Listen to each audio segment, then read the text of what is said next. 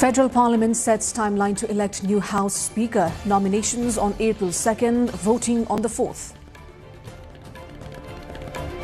Nepal's new parliamentary session begins Thursday following landmark election, delivering strong majority to Rashtriya Swatantra Party. Prime Minister Balendra Shah holds consultations with Madhya province lawmakers, focuses on immediate development priorities and long-term planning. District Court orders four juveniles accused of the rape and murder of 16-year-old Inisha Beaker to be held in custody. Explosions shake Tehran as Israeli strikes hit multiple Iranian targets. Conflict spreads to Kuwait, Bahrain, Saudi Arabia and Qatar. And Iraq ends 40-year wait for FIFA World Cup qualification. Defeats Bolivia 2-1 in Monterrey thriller.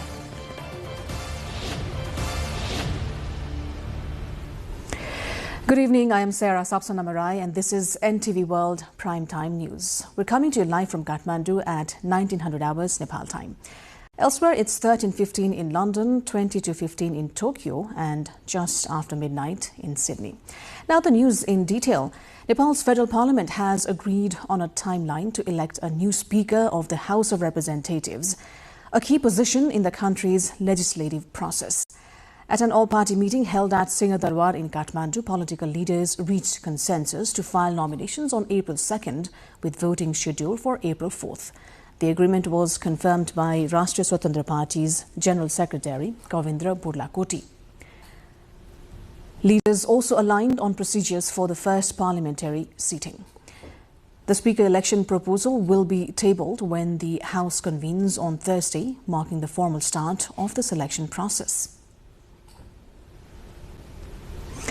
Nepal's political parties have agreed on 5-point agenda for the first meeting of the House of Representatives following the recent national elections. The decision was reached during an all-party meeting held at Singhdarbar with participation from 6 political parties represented in Parliament. According to the agreed framework, the session will begin with the reading of the notice convening Parliament. Senior-most member Arjun Narsingh Kesi will chair proceedings until a speaker is elected. Top political leaders are also expected to address the meeting, continuing parliamentary practice. The schedule for speaker elections will be formally presented with nominations set for April 2nd and voting on the 4th.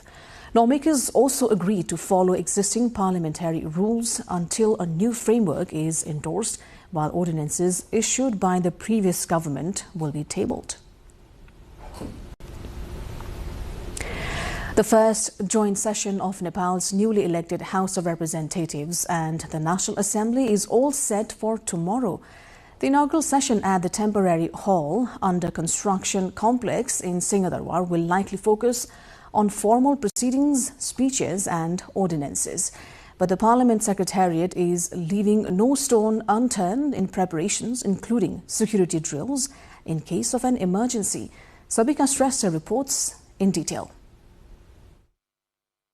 Nepal's newly formed federal parliament is set to hold its first official session Thursday, marking the formal beginning of the legislative body. An all-party meeting was held on the eve in Singhdarbar to discuss the agenda and coordinate procedures ahead of the historic session. The temporary hall, arranged to accommodate both government and opposition lawmakers, features the speaker's seat at the top, while sitting is divided into 4 sections from left to right. The first 2 sections are for opposition parties, the front rows of the 3rd section for ministers, and the remaining 3rd section along with the 4th section for the members of the ruling side. Speaking about the preparations, Ekram Karki, spokesperson at the Parliament Secretariat, said formal schedule for the election of the Speaker of the lower house is likely to be published on Thursday itself. दलीय प्रतिनिधित्वको आधारमा मन्तव्य राख्ने भन्ने छ एउटा त्यसै गरेर अध्यादेशहरू छन् 3टा ती अध्यादेशहरू चाहिँ प्रस्तुत हुने भन्ने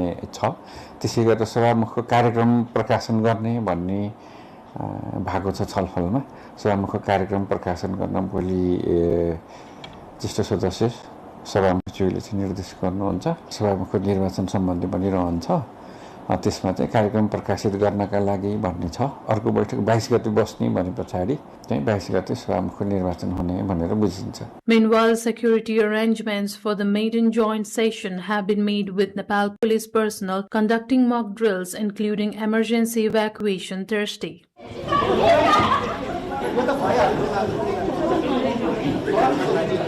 The new House of Representatives includes members from 6 national parties led by the Rashtriya Swatantra Party, which secured a commanding majority in the March elections, along with 1 independent lawmaker. Thursday's first parliamentary session is expected to focus on procedural matters, including formal introductions, speeches from party representatives, and presentation of audiences, while the election of the Speaker and formation of committees will take place in subsequent meetings. The session represents both a practical beginning and a symbolic step in Nepal's democratic renewal under the leadership of Prime Minister Balendra Shah. The temporary parliamentary house is all set for its first federal parliament session under Prime Minister Balendra Shah. The nation now waits for clear policies and decisive action. Sabika Shrestha with camera person Samir Thapa reporting for NTV World. Prime Minister Balendra Shah has held consultations with lawmakers representing Madhya province as part of ongoing efforts to align national and regional development priorities. The meeting took place at the office of the Prime Minister and Council of Ministers in Singadarwar, where the Prime Minister sought input on urgent needs across districts and local constituencies. According to participating lawmaker Manish Jha, discussions focused on both immediate and long-term priorities, including healthcare, education, infrastructure, irrigation and agriculture. Prime Minister Shah has already held similar consultations with lawmakers from Sudur Paschim and Koshi provinces, signalling a broader nationwide engagement strategy. Home Minister Sudan Gurung has conducted an inspection of the Kathmandu District Police Office, underscoring the government's focus on accountability and public service. During their visit, Minister Gurung instructed police personnel to work responsibly and transparently in the public interest, reinforcing their role in maintaining law and order across communities. The minister also emphasized that law enforcement must carry out duties without interference, while actively working to control criminal activities. Police authorities said the minister also praised the professionalism and capability of Nepal Police. सम्पूर्ण प्रहरी कर्मचारीहरूलाई नागरिक मैत्री, स्वच्छ, पारदर्शी र सेवामूलक प्रहरी सेवा प्रदान गर्नको लागि उहाँले हामीलाई निर्देशन दिनुभएको छ र प्रहरी सेवाको प्रविधि सेवामा प्रविधिको प्रयोगको सन्दर्भमा नि उहाँले आवश्यक व्यवस्थापन हुनेछ भन्ने जुन किसिमको हामीलाई जो विश्वास आश्वासन दिनुभएको छ. We're going for a short break here. More news coming up. Do stay with us.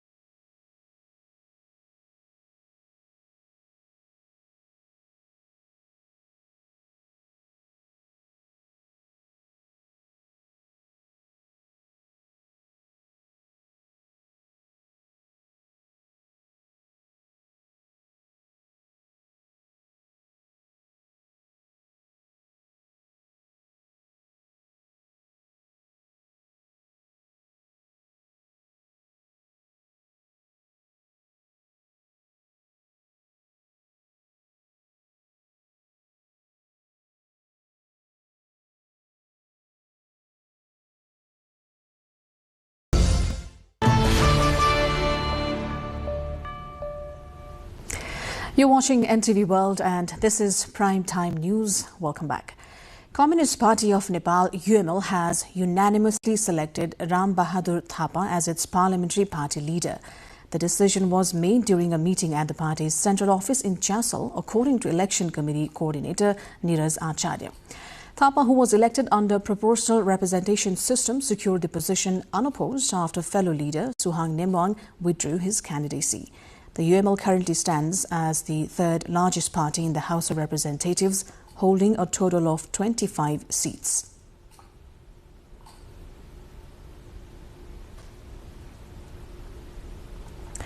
Supreme Court of Nepal has ordered authorities to provide written explanations over the arrests of former minister and a provincial lawmaker. A single bench of Justice Srikant Potal directed the Office of the Prime Minister and Council of Ministers, along with the Central Investigation Bureau, to submit reasons for the detentions within 3 days' time. The order follows habeas corpus petitions filed on behalf of former Minister Deepak Khadka and Lumbini Province Assembly member Rekha Kumari Sharma. Petitions were lodged by Khadka's wife Binita Thapa and Sharma's husband Chintamani Sharma. They both seek for legal clarification on the arrests. A court in Surkhet, Nepal has ordered 4 juveniles accused of raping and killing 16-year-old Inisha Bika to be held in custody while investigations continue. The order was issued yesterday by Judge Deepak Dhakal of the juvenile bench at Surkhet District Court. According to the court officials, the juveniles will be placed in a correctional facility until investigation is complete. Senior Court Officer Harigopal Gewali said the severity of the crime and preliminary evidence warranted remand. The incident occurred on March 7 in a community forest area of Birendranagar 4. Authorities have detained 16 individuals in Kathmandu as part of a crackdown on illegal middlemen operating within transport service offices. According to Kathmandu District Police Office, the arrest followed a tip-off on Tuesday. Police recovered more than 122,000 rupees in cash along with 53 vehicle registration documents, commonly known as bill books. Police spokesperson Pawan Kumar Bhattarai confirmed investigations are ongoing, focusing on allegations that intermediaries were disrupting public services and causing unnecessary hardship to service seekers. In a related move, the Transport Management Office in Mahendranagar has imposed a complete ban on middlemen within its premises, citing rising complaints of harassment and financial exploitation. Officials say violators will face legal action. Now, moving on, farmers in Nepal's Dhading district are expressing optimism for stronger crop yields this year, supported by timely rainfall and favorable weather conditions. In recent years, agricultural land had been left fallow due to damage caused by wild animals, including monkeys. However, communities are now returning to cultivation, with many adopting collective farming practices. Women-led groups in particular have been organizing to grow maize and seasonal vegetables, reporting improved incomes over the past 3 years. This success has encouraged expansion into larger areas of cultivation. Despite the positive outlook, farmers continue to face shortages of chemical fertilizers, raising concerns about sustaining productivity through the growing season. Authorities in eastern Nepal are responding to a growing outbreak of avian influenza, commonly known as bird flu, across multiple poultry farms in Sunsari district. Officials say more than 19,000 chickens have been culled from 14 suspected farms as part of containment efforts. The infection has been confirmed in areas including Inarua and Itahari. According to veterinary official Dr. Manoj Kumar Mahato, lab tests from the Central Animal Disease Investigation Facility verify the presence of the virus in both broiler and local bird populations, including ducks. Authorities have hence intensified surveillance and imposed high alert measures in affected zones to prevent further spread. Farmers are being urged to report unusual symptoms immediately and limit external contact with poultry to reduce transmission risks. International news coming up next. For now, a short breather.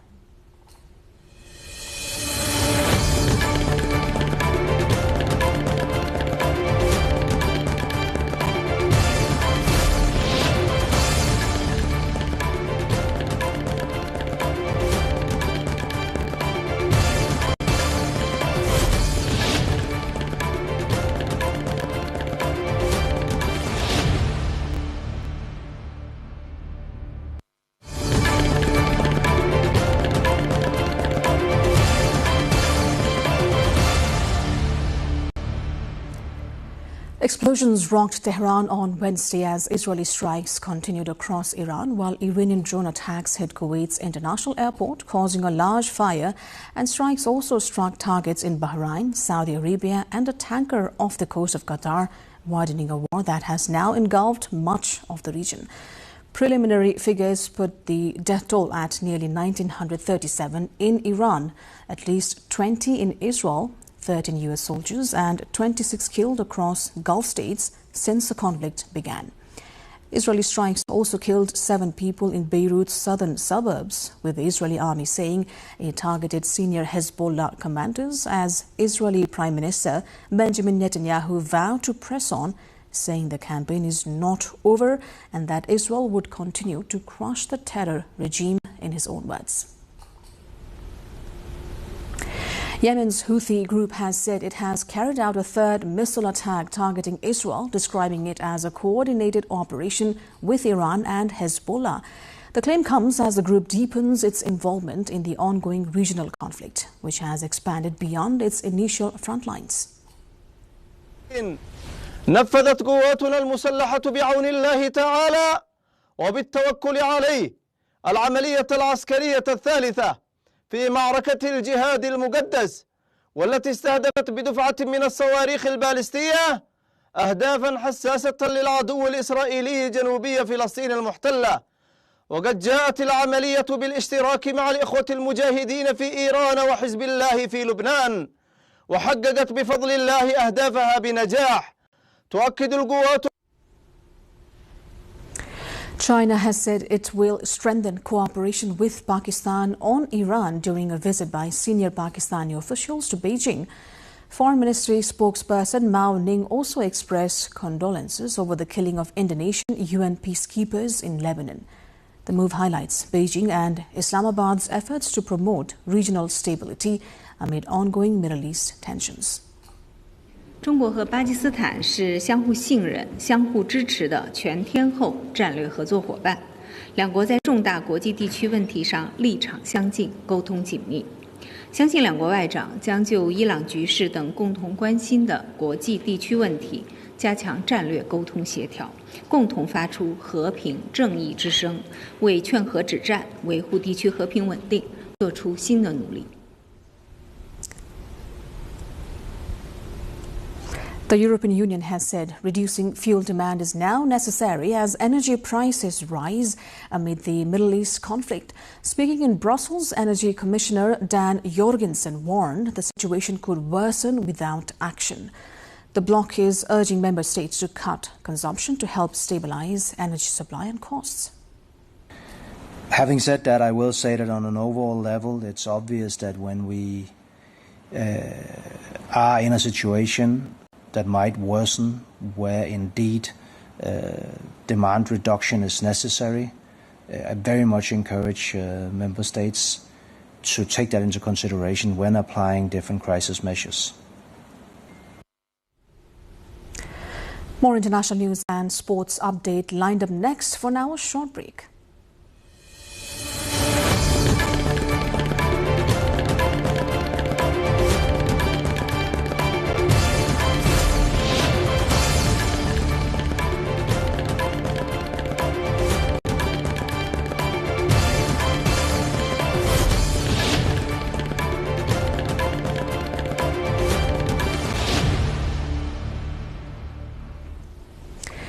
Heavy storms and torrential rains have killed at least 45 people across Pakistan and Afghanistan over the past several days, with northwestern Pakistan's Khyber Pakhtunkhwa province bearing the worst of the destruction. In the province alone, at least 18 people were killed and 72 injured since March 25. In one particularly grim incident in Bannu, a wedding ceremony turned deadly when a veranda roof caved in as guests sought shelter from the rain, killing 2 and injuring 31. Across the border, Afghanistan reported 17 dead and 26 injured as floods, landslides and thunderstorms struck multiple regions within a 24-hour period.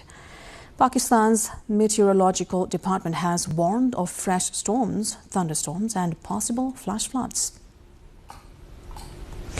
A Russian oil tanker has docked in Matanzas to deliver 730,000 barrels of crude, marking Cuba's first shipment since January.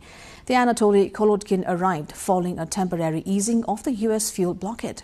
The delivery aims to ease Cuba's energy shortages and stabilize supplies for the island nation. The tanker is subject to U.S. sanctions, highlighting the sensitive geopolitics surrounding energy exports. Officials say the shipment is critical for Cuba's refineries and domestic fuel distribution amid ongoing economic challenges. Sri Lanka is set to introduce a 6-month program offering free tourist visas to passport holders from 39 countries. The draft regulations now heading to Parliament after cabinet approval aim to revive tourism, which dropped 22% in March due to flight disruptions and rising travel costs linked to Middle East conflict. Major markets such as the US, UK, Germany, France, Australia, China and Gulf states are expected to benefit, including India as well. Officials anticipate that increased tourist spending will offset the estimated $66 million in lost visa revenue. Now, Hong Kong's iconic hero trees, known for their vivid spring blooms, are showing signs of disruption as climate patterns shift. Conservationists say the kapok trees are now flowering while still covered in leaves rather than on bare branches, as traditionally seen in Hong Kong. This change suggests seasonal cycles are becoming misaligned due to rising temperatures linked to climate change. Experts warn such ecological shifts could affect broader urban biodiversity and signal deeper environmental stress. The changing appearance of these trees highlights how even well-known natural markers of seasonal change are being altered by a warming climate.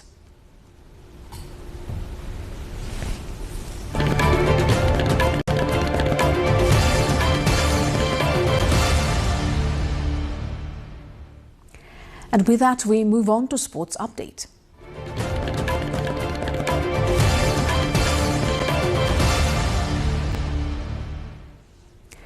Iraq has ended a 4-decade wait for a World Cup appearance, defeating Bolivia 2-1 in the Intercontinental Playoff Final in Monterrey, Mexico, becoming the 48th and the final team to qualify for the 2026 FIFA World Cup. Goals from Ali Al-Hamadi in the 10th minute and Captain Ayman Hussein in the 53rd sealed the victory for the Lions of Mesopotamia, with Bolivia pulling one back through Moises Paniagua. 15,000 Iraqi fans drawn from the country's vast diaspora were present among the 48,000 strong crowd at the Estadio BBVA in Guadeloupe as the Iraqi flag was laid on the center of the pitch at the final whistle. The national back home celebrations erupted across Baghdad. Music, fireworks and sporadic celebratory gunfire rang through the capital in the early hours of Wednesday morning. Iraq will now face Norway, France and Senegal in Group 1 of the tournaments. One of the tournaments, in fact, toughest draws, opening against Norway on June 16 in Boston.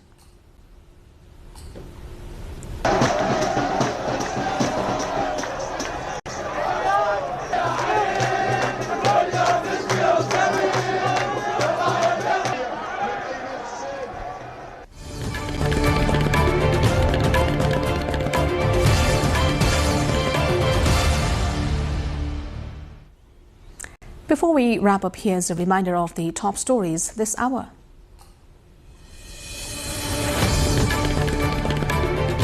Federal Parliament sets timeline to elect new House Speaker. Nominations on April 2nd, voting on the 4th. Nepal's new parliamentary session begins Thursday following landmark election, delivering strong majority to Rashtriya Swatantra Party. Prime Minister Balendra Shah holds consultations with Madhya Province lawmakers, focuses on immediate development priorities and long-term planning. District Court orders 4 juveniles accused of the rape and murder of 16-year-old Inisha Bikar to be held in custody. Explosions shake Tehran as Israeli strikes hit multiple Iranian targets. Conflict spreads to Kuwait, Bahrain, Saudi Arabia and Qatar.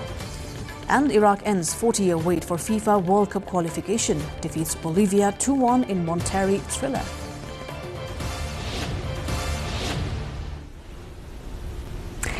And that's it for this edition of Prime Time News. Our next bulletin will be at 2200 hours Nepal time. Do join us through our social media and also visit our official website nepaltelevision.com. I'm Sarah Sapsanamarai. Thanks for staying with us. Have a wonderful evening ahead.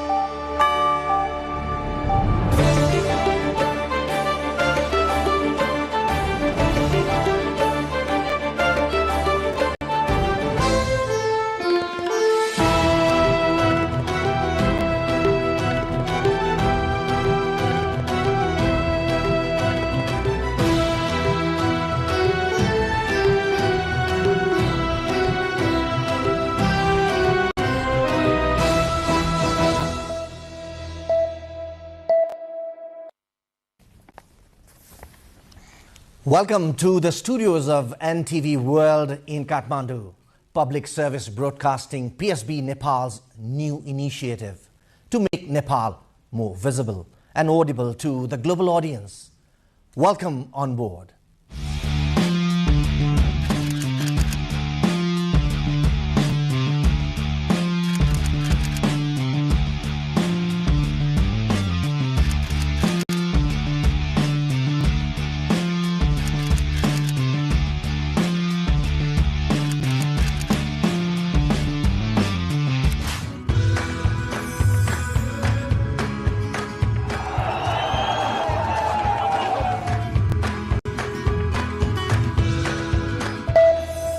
This is NTV World.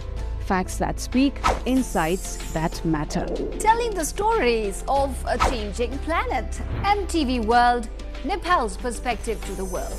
Exploring the heartbeat of Nepali creativity. This is NTV World. The power of story shaped by technology. NTV World. Unearthing Nepal's hidden heritage. Discovering the timeless Nepal. Telling stories that endure across centuries. Where culture breathes, stories bloom. When the world moves, we make a sense of it. NTV World. Taste of Nepal. Every recipe, every flavor tells the story. Journalism in the digital age. Fast, focused, verified. Stories hold power. Stories reflecting life. Stories of the hinterlands. Reporting for NTV World. This is NTV World. Welcome to News Hour. This is NTV World. Welcome to Primetime News. What? President Abraham Lincoln said many years ago, if you think that education is expensive, how much ignorance do you want to finance? Right. Many of these economists now, they have a tech-based startups. And these tech-based startups, for them to even ideate and progress, you need ideas, you need people who have the experience as well as resources. I think that's exactly the space where you are an advantage. So I think Nepal should see this as an advantage and then think innovatively. You don't have to follow other country. You find what works for you, but goal is to make sure that is multiplied. We are forgetting investing for the future. We are just handling the present illness, present poverty, present situation, somehow trying to manage it. But at the same time, that's where the vision comes in. The political or our people or the government, they also have to invest in future. They have to keep an eye on the future. Our strategy is not producing job seekers, but producing job creators. That's our Fantastic. motto. The university is producing job creators, not job seekers. Fantastic.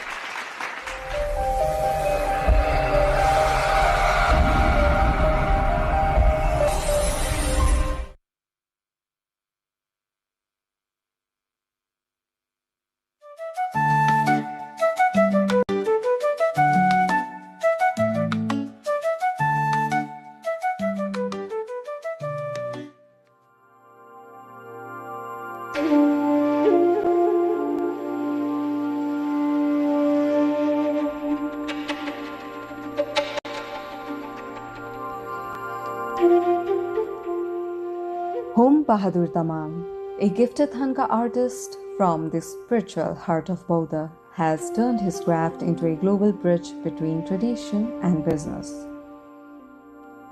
थाङ्का चाहिँ मैले 1970 सिक्न सुरुवात गरेको मेरो Stitcher चाहिँ म भन्दा अघिल्लो मेरो दाइ हो साइला दाइ मेरो चाहिँ बाउपादेखि नै कलाकार हुनुहुन्थ्यो पाटन भक्तपुर छामेल दरबार स्क्वायरमा यसै पसल बेच्ने काम हुन्थ्यो अनि त्यो बेच्दा मैले यो थाङ्का चाहिँ विदेशीले किन्दो रहेछ आफैले विदेशसँग बेच्नुपर्छ भन्ने अलिकति मनमा मलाई अलिकति सोच आयो त्यसपछि मैले 2050 सालमा यहाँ सुरु गरेँ आजभन्दा 32 वर्ष अगाडि What began as a young artist's journey through the streets of Kathmandu has blossomed into a thriving enterprise where sacred art meets business and tourism.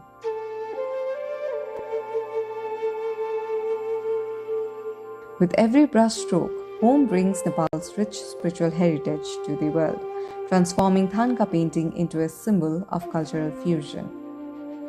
त्यो बेला चाहिँ पसल कोही पनि यहाँ थिएन किनभने त्यो मार्केटले चाहिँ कहाँ मार्केट हुन्छ भन्ने खोज्दो रहेछ त्यो खोज्ने क्रममा म यहाँ आइपुग्यो विदेशीहरू पनि यहाँ त्यति अहिले जस्तो बस्दैन 5 मिनेट 10 मिनेटमा घुमेर जानुहुन्थ्यो त्यतिखेर खाने रेस्टुरेन्ट पनि एकजना मात्रै थियो एउटा मात्रै थियो अहिले चाहिँ होस् त्यो बेला र अहिलेमा धेरै आकाश जमिनको फरक भएको छ His story is one of passion, innovation, and a deep commitment to preserving tradition while embracing the future. विशेष गरी यो बौद्ध स्तूपसँग रिलेटेड छ यो बुद्धको शिक्षासँग रिलेटेड यो थाङ्का चाहिँ संसारको मानिसहरू यो स्तूपलाई घुम्ने क्रममा यो प्रार्थना गर्ने मेन आउने ठाउँ चाहिँ यो रहेछ त्यसो भएको हुनाले यो चाहिँ विशेष गरी ओल्ड हेरिटेज साइटमा चाहिँ त्यो पनि के हो बुद्धिस्टको भएको हुनाले चाहिँ नेपालभरि कुनै थाङ्का बिक्ने ठाउँ चाहिँ अति महत्त्वपूर्ण चाहिँ यो नै हो वास्तवमा किनभने रिलेटेड छ यो बुद्धसँग From the hills of Ramechhap to the heart of Bodha, Home Bahadur Damang has a glorious story to tell. A story of will, determination, struggle, and success. म आफै पनि रामछाप दुर्गम जिल्लामा जन्मेको चाहिँ रोजगार छैन त्यहाँ स्कुल छैन कलेज छैन हस्पिटल छैन रोजगार छैन त्यसपछि म पनि रोजगारकै क्रममा यहाँ आएर मैले सुरुवात गर्यो अहिले चाहिँ म लगभग 49 वर्ष भयो यही पेसा गरेर दाल भात खाएको अब नयाँ पुस्तालाई पनि मैले हस्तान्तरण गर्नुपर्छ है भन्ने मेरो एउटा उद्देश्यले चाहिँ अहिले मैले नयाँ पुस्तालाई चाहिँ गाउँबाट आउनुहुन्छ स्कुल सकेर अनि बिहान चाहिँ कलेज जानुहुन्छ दिउँसो काम छैन त्यस कारणले मैले 3 महिना फ्री ट्रेनिङ दिने गरेको छ उहाँको स्किल आन्सर टेस्ट गरेर हामीले यहीँ तलब दिएर जस्तो बिहान कलेज पनि भ्यायो उसको कति हो त्यसो त्यहाँबाट एक्स्ट्रा टाइम चाहिँ 5 घण्टा 6 घण्टा 7 घण्टा पनि यहाँ जीवन चलाउने चाहिँ काम भइरहेको छ अहिले For 49 years, he painted, taught, and empowered young artisans. Today, his school preserves tradition and creates futures. हामीले यहाँ सुरुमा इन्टरभ्यू लिन्छु त्यसपछि एक हप्ता चाहिँ नि सानो र क्यानभासमा हात ट्रेनिङ दिन्छु त्यसको शरीरको बडीहरू अलिकति ट्रेनिङ दिन्छु अनि एक हप्तापछि ओके भनेर ओके या यस भने कोही मानिस नसक्ने चाहिँ नि आधा घण्टामा 1 घण्टामा उठेर गइहाल्छ म सक्दैन ढाड दुख्यो किन उसको मन धेरै भएर गयो त्यो सक्दैन ऊ आउँदैन एक दिन पनि आउँदैन मात्रै आँखा चाहिँ हुनु पर्यो हामीले अपाङ्गलाई पनि सिकाएको छ जस्तो बाहिर कान नसुन्ने पनि सिकाएको छ आँखा चाहिँ हुनु पर्यो त्यस्तै हो As interest in Buddhism grows worldwide, so does the appreciation for our sacred art. Foreigners now come not just to admire but to learn, studying our architecture techniques and meditative Thanka traditions, giving new life to what was once known only within our borders.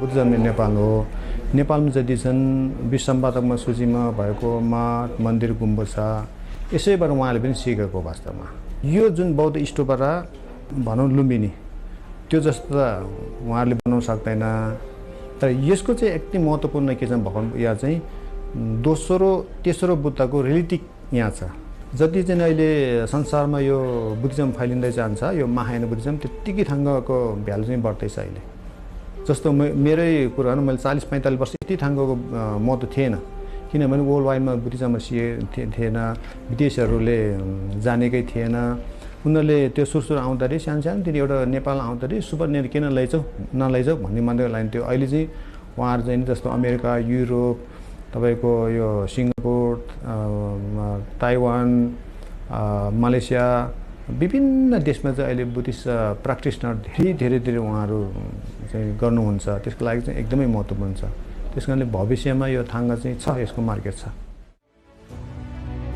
As an artist, entrepreneur and a master, he feels fulfilled, creating beauty, guiding others and living with purpose. मैले संसार जीवन जगतलाई थाहा पायो अहिले हामी सांसारिक जीवन छ सांसारिक जीवनमा कसरी जिउने र अर्कोलाई पनि कसरी जिउन दिने कला थाहा पायो त्यसपछि अब जुन देशमा जन्मे पनि जुन कुलमा जन्मे पनि 100% निश्चित के हो भने मृत्यु छ त्यो त निश्चित हो नि एउटै निश्चित छैन कहिले पनि निश्चित छैन त त्यो मर्नेमा म कसरी मर्ने भन्ने कला पनि थाहा पाएँ मलाई त धेरै परिवर्तन भएको छ मैले परिवर्तन भयो भने के हुन्छ मैले ठुलो पचेरो चढ्यो ठुलो गाडी त्यस्तो होइन तर मलाई खुसी छ सादा दाल भात खान पाएछ मैले परिवार पाल्नु पाएछ यही थाङ्गाले म जापान घुम्यो युरोप गयो चाइना घुम्यो बुद्धिस्ट कन्ट्री सबै घुमेको छ सबै ठाउँमा मैले घुम्नलाई मलाई पैसाको आपत पनि परेन थाङ्गा सँगसँगै लान्दै बिर्बिङ गर्दै बेच्दै दर्शन बेचेको हो त्यसकारण मलाई त एकदम खुसी छु म त पनि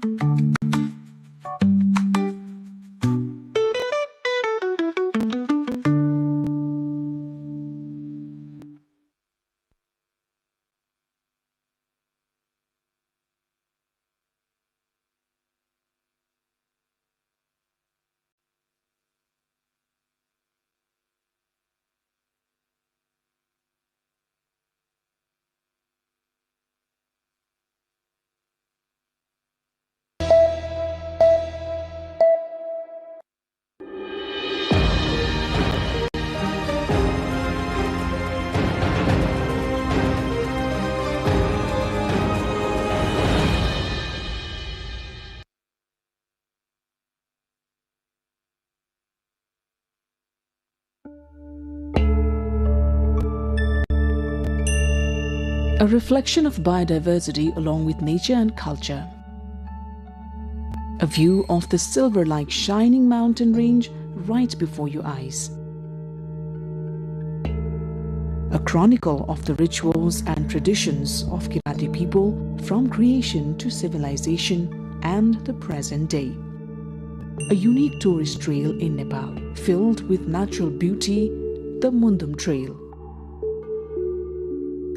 Mundum Trail is a uniquely identified trekking route in Nepal filled with natural beauty. The trail is an excellent tourist destination for trekkers who want to enjoy the culture and traditions of various ethnic groups while observing natural beauty. The Mundum Trail was identified as a new trekking route with the aim of promoting tourism in Khotang, Bhojpur, Sangkhwa Sabha and Solukhumbu regions of eastern Nepal. The specialty of the Mundum Trail is trekking while observing the tall mountain ranges, high hills and beautiful views of the flat plains of Tarai. Since it is connected to the culture of the Kirati people, this trail is named after the Mundum rites of Kirat Rais. Various structures reflecting the culture and traditions of the Kirat Rais built around the trail. Large grassy meadows and yaks and sheep herds raised by local herdsmen highlight the speciality of the trek. Dishes reflecting the identity of ethnic groups like Kirat Rai, Sherpa, Tamang and others, local organic food produced by herdsmen, various types of vegetation and precious herbs can be found during the Mundum trek. The trail is a total of 107 kilometers long. Both domestic and international visitors say the rivers originating from Mahabharat mountain range, forests covered in rhododendrons, rare and endangered wildlife and plants, and animal husbandry by hard-working farmers captivates their hearts. The Mundum Trail, where one can trek through the hills with the world's highest peak, Mount Everest, at its head, is a precious gift from nature. It's a trek where one can escape the heat of the Tarai, enjoy natural beauty, reveling in the sweet sounds of birds and connecting with endangered plants, making the experience all unique. As there is heavy snowfall in winter, the number of tourists trekking and playing in the snow along the Mundum Trail witnesses a surge every season. The Mundum Trail is connected to religion, culture, rituals and lifestyle of entire Kirat community. Mundum itself means the Kirat culture, rituals and the daily life of Kirati people or Kirat knowledge. And the concept of Mundum Trail is also about introducing the culture, lifestyle and history of the Kirati people to the world, familiarizing them with the community. The journey along the trail, which spreads through uphills and downhills, offers close-up views of more than 24 beautiful mountain ranges. That includes Nuptse, Everest, Lhotse, Makalu, Kanchenjunga and Kumbhakarna. They all delight every traveler. The Mundum trek starts from Dawa Bhanjang in Diktel, Sakaila rural municipality of Khotang, and Bhojpur Bazar in Bhojpur.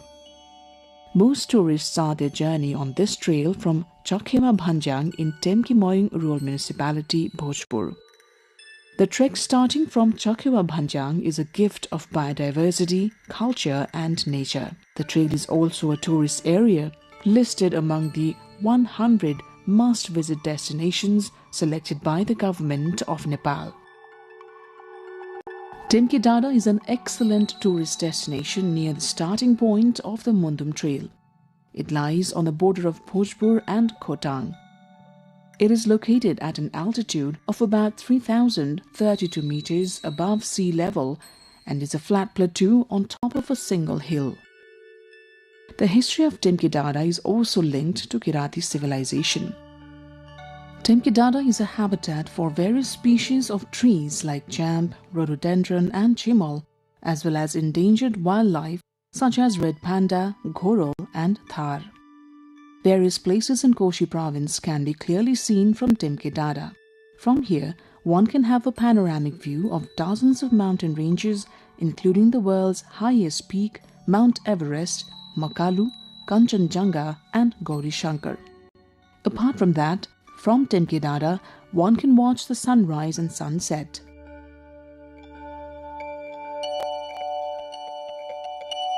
And when the weather is clear, one can even see the cities of Sikkim, Darjeeling, Kalimpong, Siliguri in India and cities in Bhutan. The Kirati people perform special worship on full moons of Baisakh. In this area, precious herbs locally called Chiraito, Majito, Tulo Okhete, Pakhanbed, Nagbeli, Ban Karela, Muse Karela and Satua are found in abundance. Another major attraction of Temke Dada is the rhododendron. During blooming season, the forest in this area becomes vibrant red with fully bloomed flowers. After a hike and exploration of Temke Hill, surrounded by beautiful nature, one reaches Dhotre Deorali in about 6 hours. During the journey to Dhotre, trekkers enjoy nature's embrace, marvel at various rock formations and relish the trek while connecting with the high hills. At Dhotre Deorali, there are arrangements for food and lodging for tourists. Leaving Dhotre and moving forward on the trek, various structures have been built targeting the culture and traditions of Kirati people to attract tourists. The Mundum Trail's construction began with a 35% investment from Koshi provincial government, 35% from Swiss government and 30% from the local government. Along this entire trail, rest stops, drinking water taps and stone platforms have been built for tourists. 15 ponds in the shape of a chindo, which is a traditional Rai vessel reflecting Kirat Rai culture, have also been constructed. This is a place where shamans have walked, a place of tantric power and an extremely scenic area. Mundum is the name of a Kirat scripture. The trail is named after this sacred name. This trail, which integrates various aspects of Kirati civilization, culture, history and life from Silichung to Mayung and then to Temke, and from Temke to Kualung and Tuachung, proceeds along the ridge of Mahabharat mountain range. Another special beauty of the Mundum Trail is Has Pokhari. Located at an altitude of 3,333 meters above sea level, Has Pokhari is a special destination that should not be missed during the trek. At the edge of Has Pokhari, a statue of Sumnima and Paruhang has been erected. According to Kirat Mundum, Sumnima and Paruhang are the creators of this universe. The gentle fragrance of various species of flowers blooming in the grassy meadows captivates every tourist visiting Has Pokhari. The rhododendrons that bloom in season in the Has Pokhari area make one feel like staying in the vicinity of the pond forever.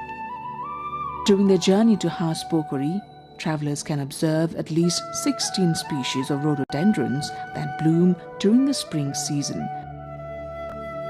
Another important destination of the Mundum Trail is Mayung Dada. Located in Temke Mayung Rural Municipality of Bhojpur, Mayung Dada is a beautiful place with tourism potential. The journey to Mayung Dada, which is at an altitude of about 3,600 meters above sea level, takes place through the middle of a very smooth meadow.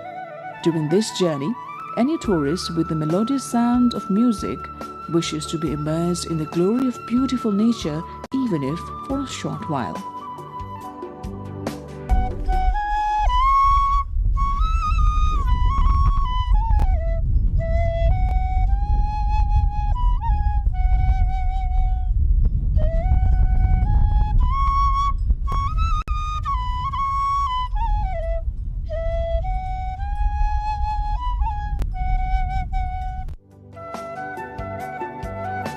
The Mayung area is also a special observation point for horses. The attraction of horses roaming freely under the open sky is another unmissable feature of Mayung Dada. The Mayung area, which is connected to the neighboring district of Khotang, has a balanced climate, not as cold as the Himalayas, nor as hot as the Tarai. The Mayung area is also a habitat for the globally endangered red panda. During the Mayung journey, adorned with biodiversity and nature, one can enjoy the rhododendrons that bloom vibrantly across the hillsides in the spring. One can sit on various mystical hills and move forward with the cool breeze, mountain views, and by cherishing the natural beauty in their heart and soul. The blooming chap, rhododendron and sunakhari flowers in the months of Falgun, Chaitra and Baisakh captivate the hearts of tourists. The ever-changing weather and the view of the mountain range right before the eyes can make one feel a heavenly bliss on earth when one steps on Mayung Dada.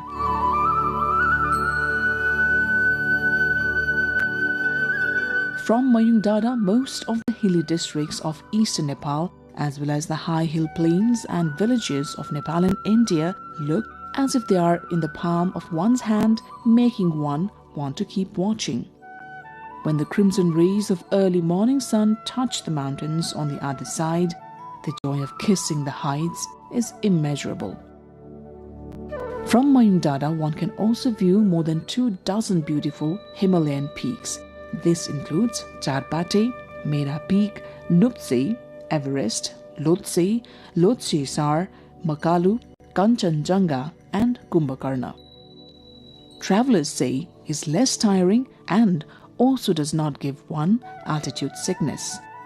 The trail located in the Mayung region is considered excellent, given the Laliguras trail of the TMJ region or the Tinjure, Milke, Jaljale area and the Khapta trail of the west. On the Mundum Trek, after passing through Chakhewa Bhanjang, Mayung Dada, Has Pokhari, Satobato, Laure Bhir, Rawathap, and Salpa Bhanjang, on the fourth day of the journey, one reaches the famous pilgrimage site Salpa Pokhari. Salpa Pokhari is situated at an altitude of 3,400 meters above sea level and is considered by the Kirati people as their ancestral place of origin. Kirati people hold a belief that one must visit Salpa Pokhari at least once in their lifetime. Hence, during Udholi and Ubholi full moons, many pilgrims visit Salpa Pokhari, a place filled with religious faith and natural beauty. Salpa Pokhari, known as the confluence of 4 districts, Khotang, Solukhumbu, Bhojpur and Sankhwa Sabha, is a place of natural beauty. Salpa Pokhari is located in Dobhani village of Salpa Silichung rural municipality in Bhojpur. It can be reached via the Mundum Trail, passing through Dikdale in Khotang, Lal Kharka and Mayung Dada. However, there are other routes to reach Salpa Pokhari as well. It is said that Tenzing Norgay Sherpa and Edmund Hillary used the route through Salpa Pokhari during their first ascent of Mount Everest. Salpa Pokhari is also a multi-religious center of faith, as apart from Kiratis, various ethnic groups, including Hindus and Buddhists, hold fairs at this place 4 times a year.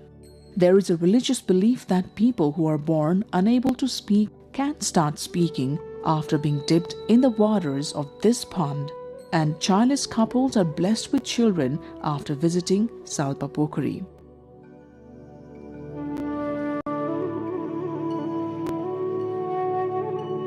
Silichung Dada with Salpa Pokhari as its base camp is an important destination for tourists trekking the Mundum Trail.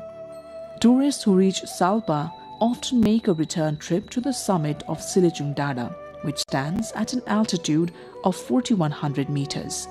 Specially considered a significant center of religious faith for the Kirati people, from the Silichung Peak one can easily view the Himalayan range as well as the flat plains of the Tarai. From Silichung, 6 Himalayan peaks including Everest, Makalu, Kanchenjunga, Kumbhakarna and Mera Peak can be seen right before one's eyes. The Salpa Silichung Peak, the highest point in the religiously and touristically significant district of Bhojpur, is established as the tallest among Temke Dada and Mayung Dada. There is a popular belief that wishes are fulfilled after visiting and offering prayers at the peak of Silichung. Silichung Peak is located on the border of Bhojpur and Sankhwa Sabha districts. It is useful not only for anchoring one's religious faith, but also for savoring the unique blend of nature and culture. From the peak of Silichung, one can directly see Salpa Pokhari to the south and the villages of Solukhumbu, Sankhwa Sabha and Bhojpur. The valley and plains formed by the Arun River, which flows through Bhojpur and Sankhwa Sabha, can be easily viewed from this area. From Silichung, one can also enjoy panoramic views of the sunrise and sunset. At sunrise, a captivating view of mist in the Arun Valley can be seen from this spot. When the weather is clear, climbing Silichung Peak brings a feeling of heavenly bliss. The Silichung area is as naturally beautiful as it is culturally significant. In recent times, Kirat, Hindu, and Buddhist followers have come to regard Silichung Peak as a common pilgrimage site. A large number of shamans gather here during the full moons of Bhadra, Kartik, and Baisakh. Shamans in particular ascend Silichung to gain power and knowledge. The fragrance of the extremely aromatic bhairung, sunpati, and other fragrant herbs and flowers found around Silichung makes the stay there even more pleasant.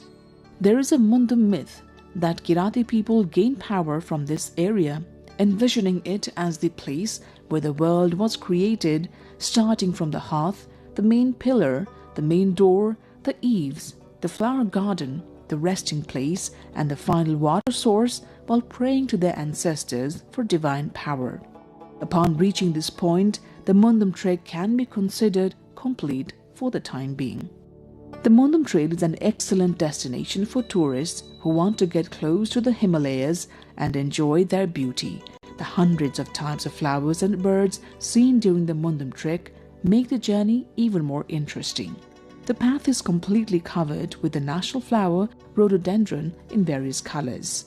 Being a confluence of nature, culture, and Kirati civilization, tourists get to taste a sweet flavor during the Mundum trek. People of all age groups can undertake this trek. On both sides of the trail, the language, religion, rituals, and culture, as well as the lifestyle of 10 different Kirati-speaking Rai groups are vibrant.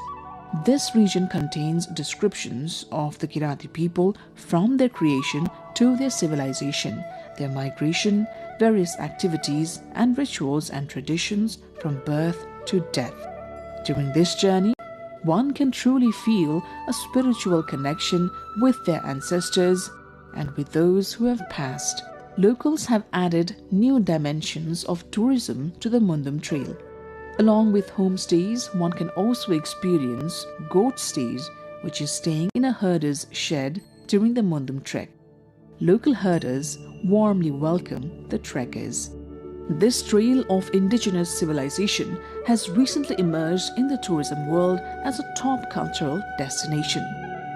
Therefore, developing the Mundum Trail, an exceptional confluence of nature and culture, into a model destination for recreation and study for both domestic and international visitors has become a pressing priority.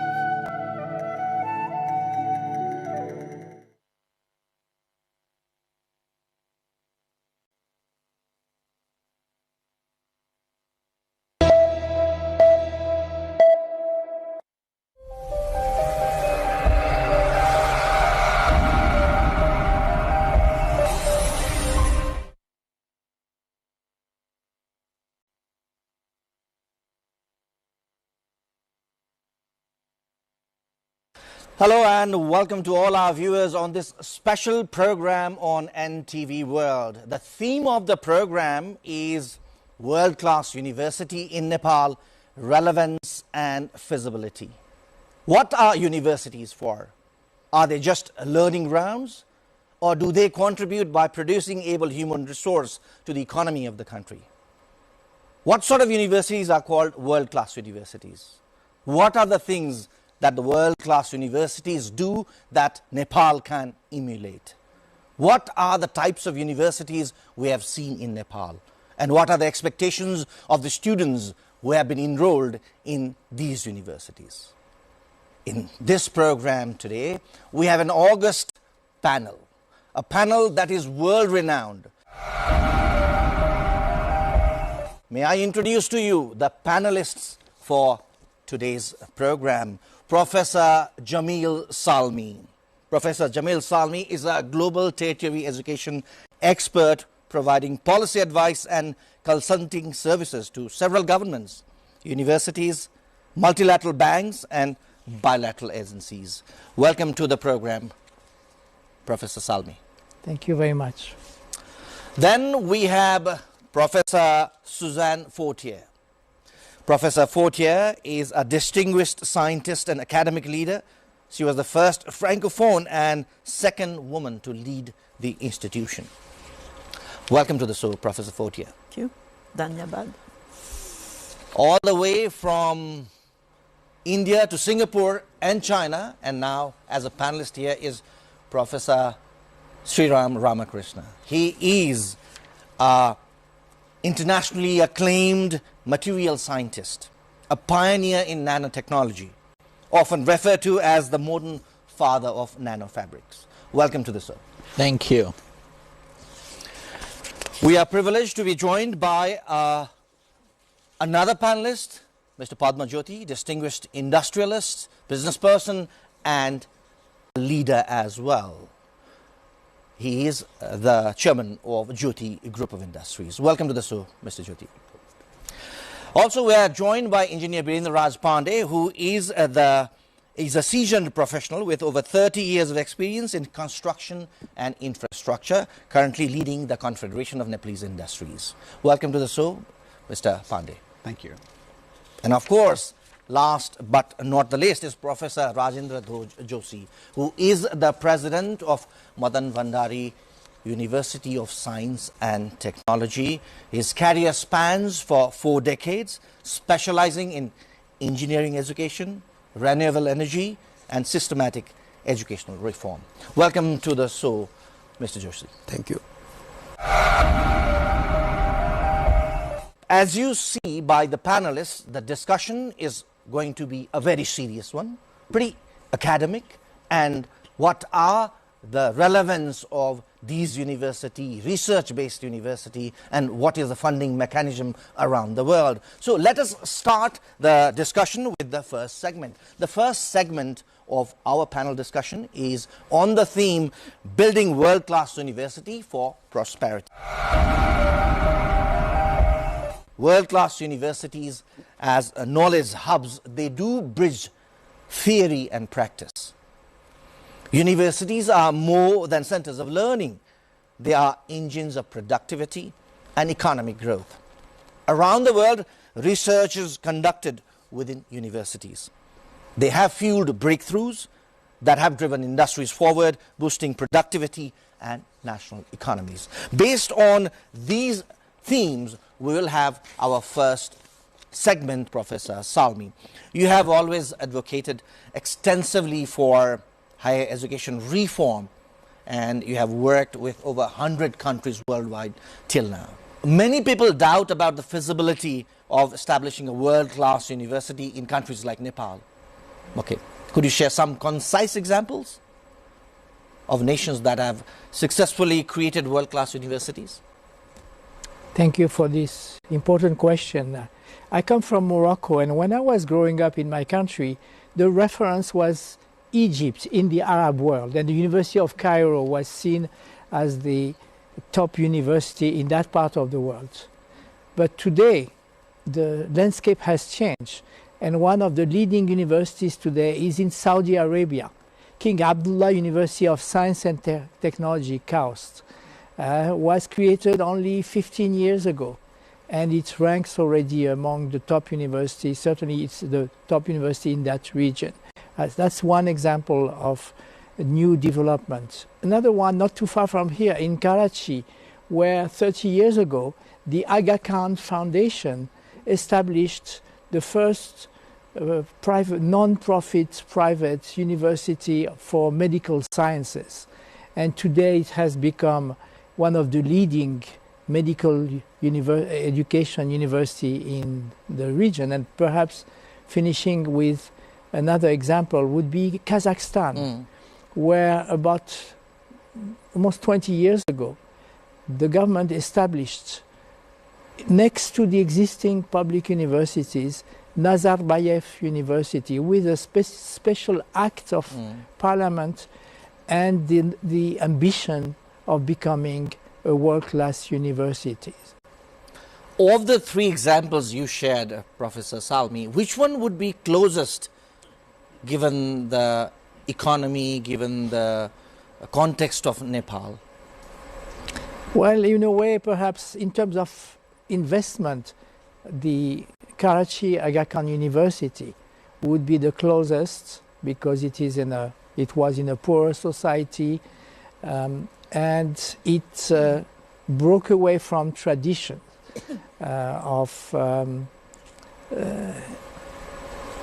they established, I think one of the new things, that they have a examination competition which was free of public intervention.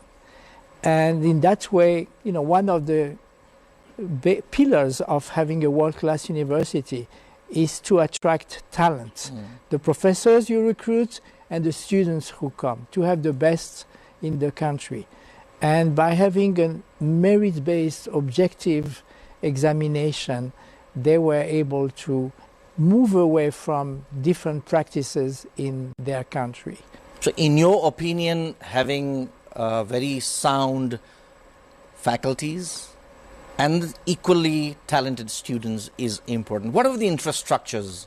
What about the funding in establishing a world-class university? When I started working on understanding what made a world-class university, I identified 3 sets of factors that together make the difference. One is talent, that I've already mentioned. The second one is resources. Obviously, especially if you do leading-edge research in scientific themes where you need to buy very expensive equipment, you need resources. And you will, as I believe we're going to talk about, we need also resources to provide funding for the students who may not always come from rich families. And the third one is governance. Good governance, favorable, which, academic autonomy, good leadership. These are also essential elements of a world-class university. I go to Professor Fortier now. Just building on this particular argument, Professor Fortier, what is your perspective on need of research-based universities in countries like Nepal? To be able to have the capacity to attract very good people as students and as professors. That is essential. When we talk about the return to society of a research university and how you bring the research to society to help build the economy, the thing we always said is that the best way to transfer knowledge and technology walks on 2 feet. And whenever I would ask at my university, which had the great privilege of being one of the world-class university, to the professor, to the students first, I would ask, why are you here? They would say, because we have great professors. That's why we're here. I asked the same question to the professor, why are you here? Why don't you move? You could get a much better salary in the US than in Canada. Why are you still in Canada? They said, because of the great students. That's why we're here. So this is a very important relationship between the professors and the students. The environment and the relationship between the professors and the research students is equally important in fostering academics within the university? Absolutely, because the students bring new ideas, a new perspective, a perspective from their own generation, which sometimes the professors are older and don't have, or have difficulty getting a sense of where our world is today, what do we need today. The students bring that fresh perspective, and they inspire the professors. Professor Ramakrishnan, now, world-class university also require high level of autonomy.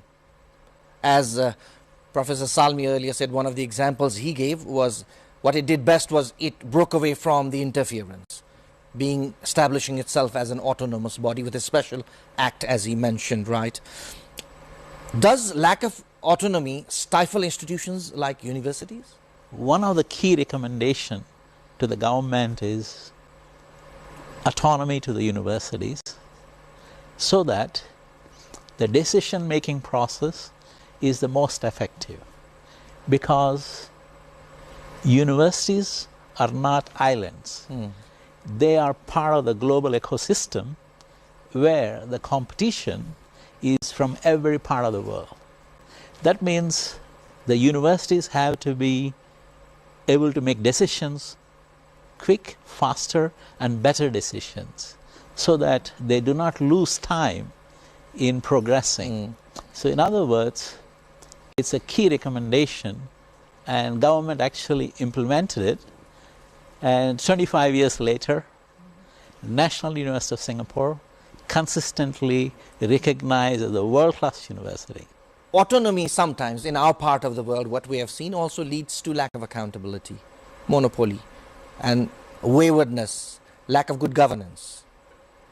That's what we have seen in our part of the world. How can that be reversed within our culture? You're right. The autonomy sometimes could be leading to other challenges, but at the same time, the challenges should not move us away from giving the autonomy. Autonomy is necessary, But the question is, how do we make use of the autonomy? Autonomy could be supported with other thought processes, and also there are other ways available. For example, benchmarking. So the institution could be benchmarked appropriately so that they are guided. So it could be self-guided, or you could have an international panel that would guide them. Giving autonomy and putting up a good governance within the institution. Yes. Is that essential? Absolutely. Governance is also extremely important. You could and have to oversee that, as you said, an esteemed panel to oversee all those things. Exactly. And you need the panel which are experienced, they are unbiased, they are global.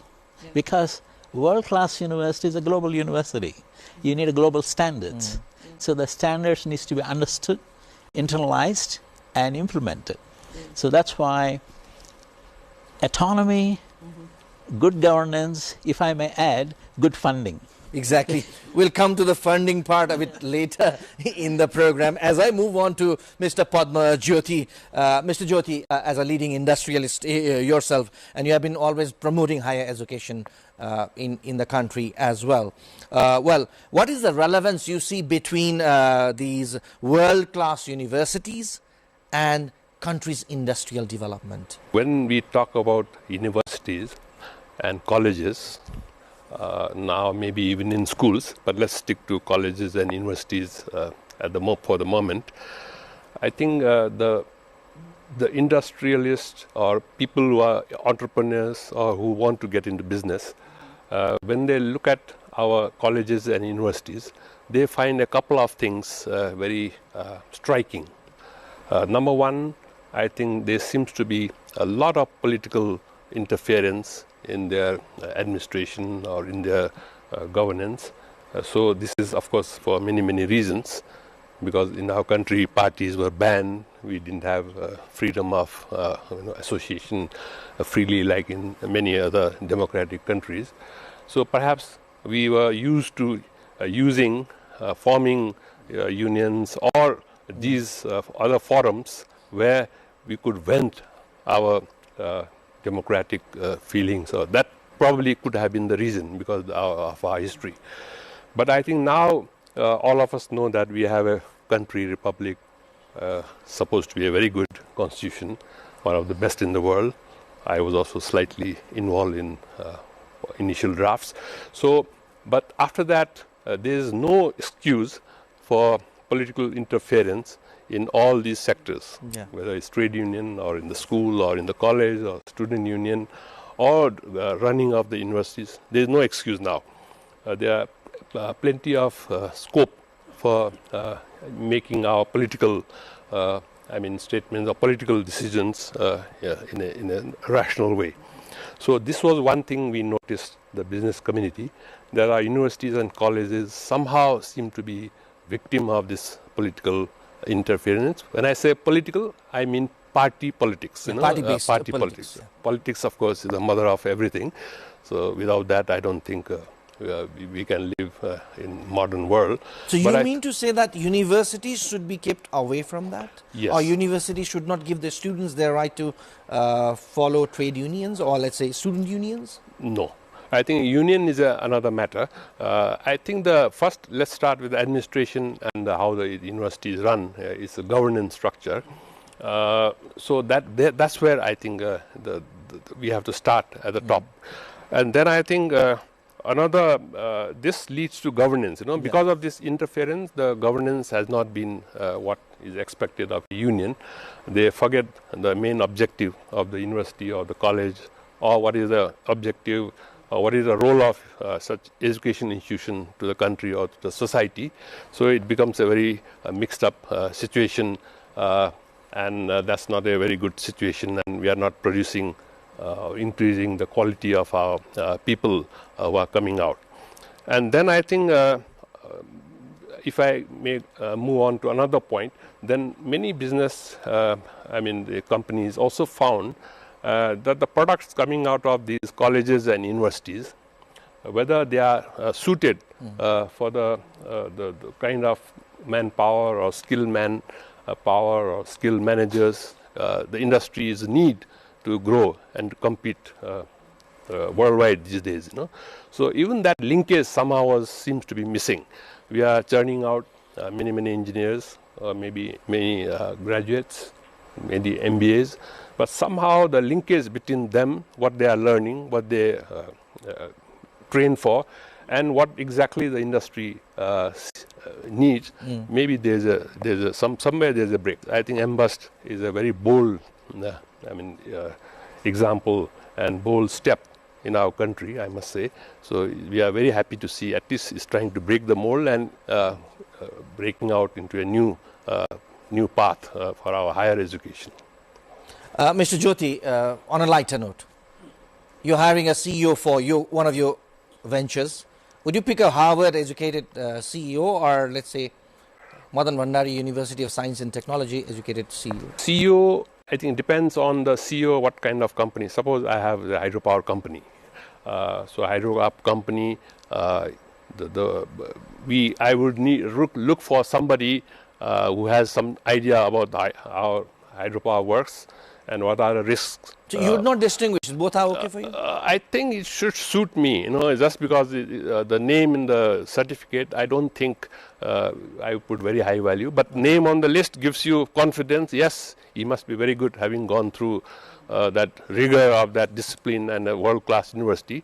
But I think when you... Somewhere, still as an industrialist, you feel, having been educated in a world-class university and that culture, they will bring it to your industry. Yes. Education and what the student has learned. We expect that he has learned the basics and he has learned, but he will have to adapt to whatever career he moves into. That will be the primary test. Final result will be his output and how he performs. Another industrialist by the side, Mr. Birendra Raj Pandey, as the president of the Confederation of Nepalese Industry, CNI. How do you think world-class universities contribute to the innovation needs of local businesses? If we see data, a lot of youngsters are moving out from the country seeking for the education. And last year only almost 65% of our equivalent to our national budget on education has gone out as a payment to those universities. So it's a significant amount. And if we can have something similar here in Nepal, homegrown, research, very relevant to our industries and businesses, that'll be, it's really great for the nation and the economy. And currently, what we're not just thinking about, production or capacity or things like that, but it is more like innovation, competitiveness, the process that how we do it. Things are changing very rapidly, especially in terms of computing, IT, even in agriculture. A lot of things are changing very rapidly, and what we've seen is our curriculums, they are 5 years old, not very much matching with the need of the industry. Industries are always in a competitive mode. They're trying to adopt newer technology, going faster and going ahead with it. And the output from our academic institutions are not keeping pace with that. So those are the critical areas that we need to improve on. I can see you echoing what Mr. Jyoti said there about the missing linkage. If you could elaborate on the exact missing linkages that you do not find in the graduates of some of the other university or not a world-class university, specifically some of the links that you are looking for and that the graduates do not have. Formal education system, they've got the degrees, but oftentimes when we ask them what exactly you can do, and then they sometimes struggle. Exactly what skills sets they possess. And as I've said, the business and industries are moving in very fast pace. There's definitely the gaps that we can see. That's why we're advocating that private sectors should come in forefront. Industries, they should come ahead and work in collaboration with the academic institutions like universities or technical education providers, policymakers. This is a tripartite kind of arrangement. That's why CNI, we're planning to have a platform of representing all the private sectors specifically in TVET sector as a TVET industry council, so that we can collaborate with all the stakeholders together and trying to bridge that gap of the relevance and the skill shortages for our industries. And our entrepreneurs, they can see what is the future work looks like, but what we are where we are heading to ahead of others. So that kind of information can also be incorporated in our curriculums, competency standard development and all that, so that the output are more relevant to our industries, and they're more productive. We can get more entrepreneurs out of our systems so that they can contribute to our overall industrial ecosystem. Good. Now, I move on to Professor Joshi, who is the sole representative of a university here. Having heard all these discussions here, Professor Joshi, is this feasible in Nepal to create a university like what our panelists have envisioned here? Can you say something on how about Madan Bhandari University of Science and Technology is going ahead? We do not have option of making it infeasible. I start with it. When there is a need for something, you have to make it feasible. People make it feasible, that's right. There is no debate about whether world-class university is needed or not needed. If we want to grow economy, if we want to create socio-political environment for growth of economy, the knowledge and technology skills all come from universities, and best is world-class universities. Because of that, we thought that this is something needed. I go back to 2016. In 2016, we organized a workshop of world-class university. The question we were trying to answer is it feasible thing? Is it crazy thing? Then we invited once again this panel, some of them, and I asked Professor Sriram, standing before Yak and Yeti Hotel, am I crazy to invite you to such a workshop? He said, absolutely not. This is the right question to be asked. And actually you are late. If countries want to prosper, they have to start right away building world-class university. So we have to make it feasible. Now, in terms of making it feasible, Professor Salmi has said that there are three components for world-class university: talent, students and teachers, then funding, then autonomy. I will reverse. The most important part is autonomy. Without autonomy, you cannot do anything. Rest will follow. And this is something very difficult to buy. We had $75 million on the table for framing an act which gives autonomy to Madan Bhandari University of Science. This failed basically. So buying autonomy, getting autonomy takes a lot of efforts, national efforts, supported by international people. Now the type of autonomy we have received has no parallel in the world. I said it proudly. So is it feasible? The most difficult thing was getting autonomy. We have autonomy. Actually, we can decide anything important within 24 hours. This is the power of your the cabinet. university is based on the autonomously established, and the Act gives you that autonomy. Now, regarding moving forward to being a world-class university, since these are early days for MBUST, so where do you see MBUST in the next 10 years? We have no problem in terms of management. I declare it, absolutely no problem. The next thing which comes is attracting funding, attracting professors and students. Look at our students. They are the best. What attracts students? If you are to deliver good education, if it is able to make quick decisions which are needed for students, not waiting for few months or years. In many cases, people wait years to make any changes. Any feasible change we can make very quickly. These students came to us to empty classrooms, empty laboratories. Within 2 years, it resembles world-class university. Actually, we are saying we have clearly on the track to become world-class university. So, infeasibility is not an issue. We have one of the best laboratories in Nepal, not only in Nepal, internationally. Then when it comes to funding, we do not have good funding. We agree to that. But if you have case to sell, it's genuine case. It's needed for the country. I think if you have great ambitions, great goals, I think money will follow. So because of that, we think that it's absolutely feasible, and we do not have. You are on the road ahead to become a world-class university. The next challenge for you, as you said, is the funding, is it?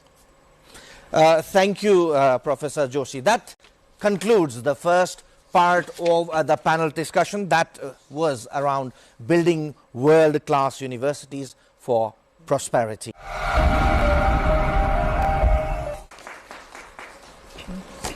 Welcome back to the panel discussion. We are having a panel discussion on world-class university feasibility in developing countries like Nepal. In the second part of the panel discussion, we move on to our second segment, which is about financial support to graduate students. All right, how important it is to give and provide financial support to graduate students in universities that aim to become world-class universities.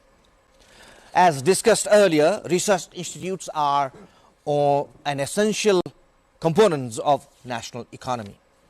A world-class research university is sustained by talented and diligent graduate students. And that was also seconded by the view of our panelists in the first segment. This is why leading universities in the world provide substantial financial support and scholarships to attract and retain top talent within the university, nurture them and put them to the national economy for disposal. Right. On this theme, we'll have our second segment. I'd like to start with Professor Salmi. Looking at global examples, Professor Salmi, is it possible for countries like Nepal to offer free postgraduate education? We have to decide for ourselves how important education is. President Abraham Lincoln said many years ago, if you think that education is expensive, how much ignorance do you want to finance? Right. In 1998, I was working in China, and I had this concept of China being a communist society. And I was surprised to hear that the government had just decided to introduce tuition fees in higher education. But they did it very selectively. They said that you have to pay tuition fees for undergraduate education, but with a strong student aid system, meaning that students coming from poor families would receive a scholarship or a student loan to be able to study.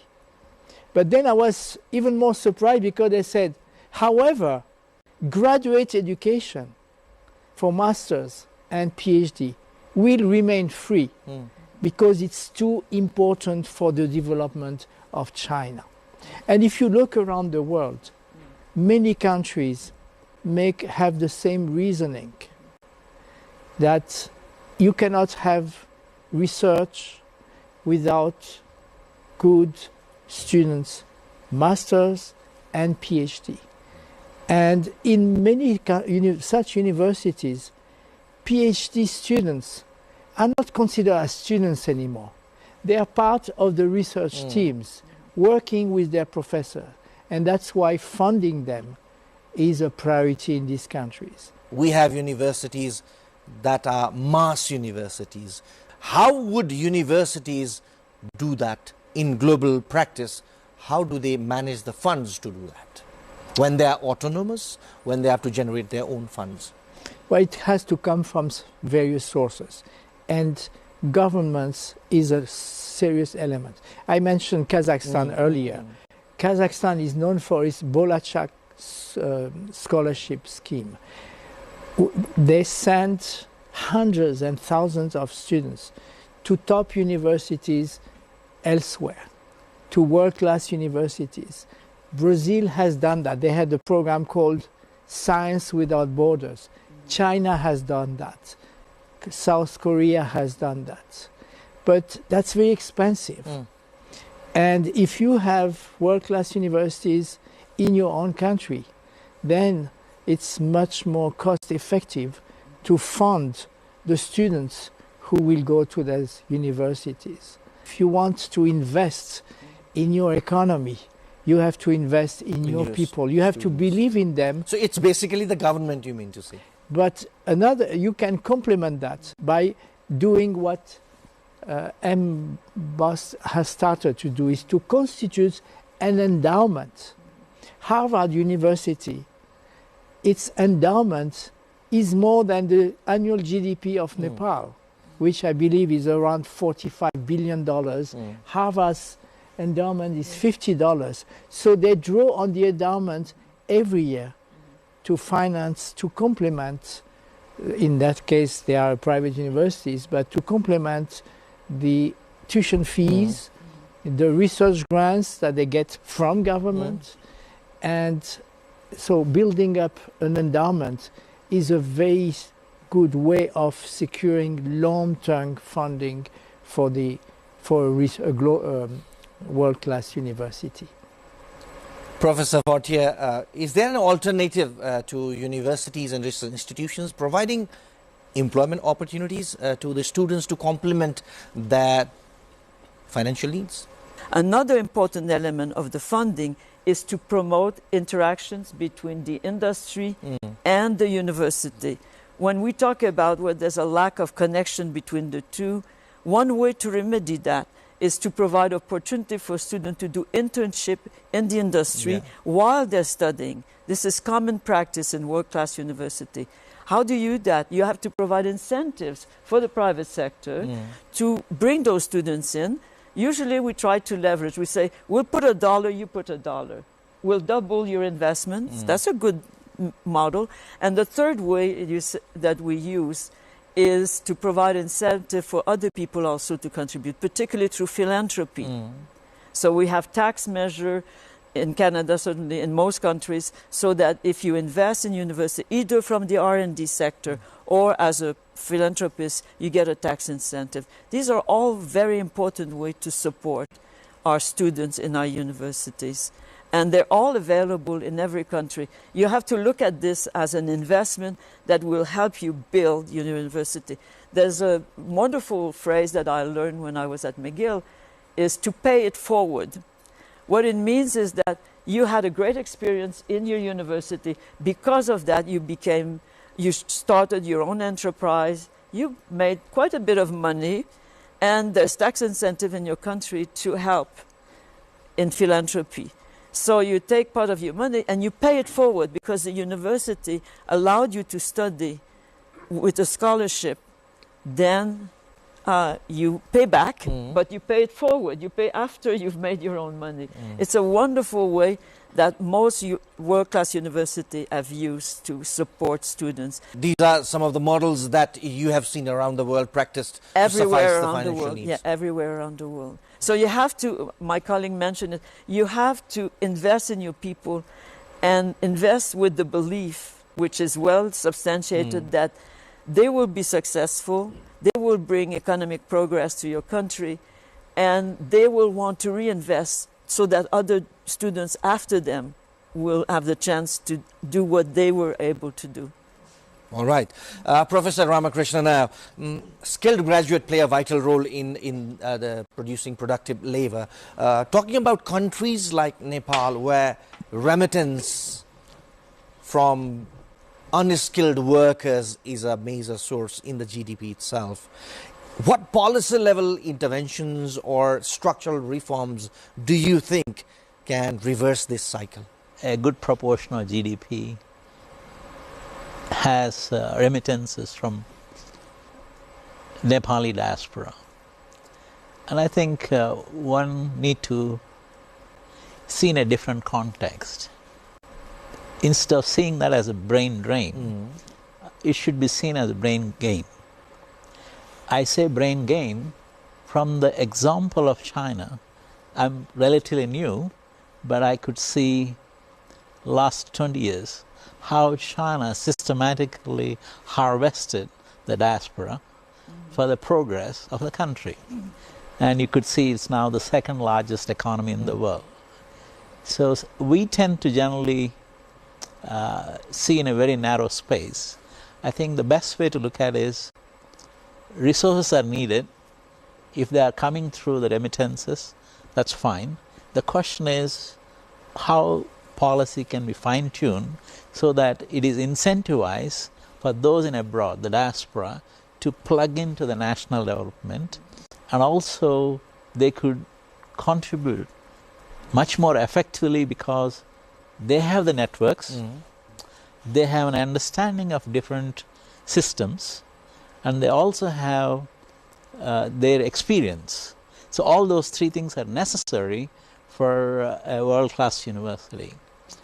Can I step back and I would say, why would you need this? Because we all need to recognize the world is fundamentally going through structural changes. It's a massive structural changes. And the competition for high-quality talents, science-based innovation and products, this is the space greatest competition is happening. I can state the country names, USA and China. These two number one, number two economies, primarily focusing on innovation-based growth, but that is based on high-quality people, or skilled labor, skilled people, and scientific research-based innovation. They are two important elements. Countries like Nepal, actually you have no choice. The reason is, if you are not progressing, catching up, you will be left behind for sure. So it's not anymore a question of, is a choice? I don't think it's a choice. Rather, catch quickly. It's like the AI. AI train is moving, and it has to be embedded into various things that is going on here so that you can benefit from that. So to bring back to the main point is, policy adjustments could be made so that these remittances could be used towards how further innovation could be accelerated, how the diaspora should be seen as actually the minds outside are willing to contribute to Nepal. So that's a nice suggestion. We can build up a system as such where the remittance itself goes to developing research-based graduates probably, and somehow the policy level reforms and restructuring should come there. Could I just add one more? Many of these economies now, they have a tech-based startups, and these tech-based startups, for them to even ideate and progress, you need ideas, you need people who have the experience as well as resources. I think that's exactly the space where you are an advantage. So I think Nepal should see this as an advantage and then think innovatively. You don't have to follow other country. You find what works for you, but goal is to make sure that is multiplied. Now I come to Mr. Jyoti. Do you think fostering entrepreneurship within universities and research institutions, they encourage young people to stay within the country, find employment opportunities well within the country? In Nepal, especially universities like envisaged, it's a new experiment and also very encouraging. We had a meeting with the group of students, graduate students. 3 of them have graduated, but others are continuing. They will be graduating in the years to come. Then I found that some of them have already started thinking, okay, I have done my research on this subject. How can I become an entrepreneur, open my company, and become a business person or entrepreneur after my college? How is my invention or whatever finding will help me, and how can it be protected, or how can I get help as a startup? I think in Nepal, as we have heard and we have learned, we are still grappling with the very, very basic survival, subsistence issues, right from the illiteracy, primary school level, health, people are sick, and this all, of course, this is essential. This has to be the first step. But I think in this process, we are forgetting investing for the future. We are just handling the present illness, present poverty, present situation, somehow trying to manage it. But at the same time, that's where the vision comes in. The political or our people or the government, they also have to invest in future. They have to keep an eye on the future, not only deal with the present day to day. So this is where I think universities like this come in. So I think they have to invest in future, and this one of the best ways of investing in future is this. And when I say world class, I don't mean we are going to do research on Mars or the galaxies. No, it was about mushrooms. It was kiwis. It was bamboos. It was diseases in those forests around us. So, but even there is a world class. We have to be world class, so that we have to be step forward, and we have to be best in mushroom, or we should have the best knowledge about the kiwis or the bamboos. No, that's what world class means, I think, in context of Embust. And also this research has to lead to some economic benefit for the country ultimately. So that's, I think, the aim of Embust. Mr. Pandey, coming to you, as Mr. Jyoti also said, as a business leader, he must have better ideas on this one. Fostering entrepreneurship within universities, a way to keep our youth in the country. That's one part of my question. Also, the second question to you, how to strengthen research capacity in universities? Is there any specific policy reform or intervention that you would like to see to encourage universities promoting researchers? Yeah, thank you. In overall industrial ecosystem, this innovation, new ideas coming up, and the entrepreneurship, the role of it is very critical. And we at CNI, we have been trying to promote this activity all the time. We organize Startup Fest, we have incubation centers in our provinces, work with the government on a daily basis, trying to define what startup is, how the ecosystem is built, and with our Younger Entrepreneurs Association within CNI-YF we call it, I've been very active in promoting that sort of activity and the ideas with concerned stakeholders, and also organizing events like Startup Fest, trying to motivate the youngsters, who have the idea, the zeal of performing and coming into the industrial ecosystem, how we can support and promote them. We've also identified how financially we can support them, what mentors we can put in incubation system and all that. So we are very much working on that part. Though the entrepreneurial ecosystem, the startup ecosystem, is not built yet in full form, but still we are on that way. And the government is also supporting by providing very low cost finance to the startup companies. So that's there that we are working on. Earlier I just mentioned that industries and the academia should work in tandem. That's very, very important.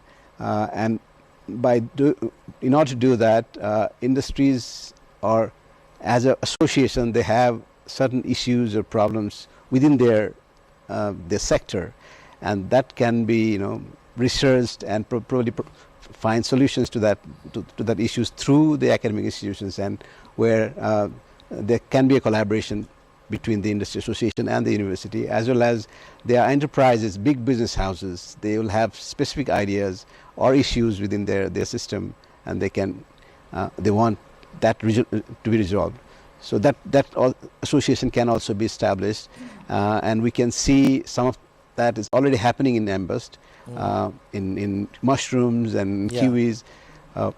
So that kind of real industry issues and problems tackled by the academic institutions, students there.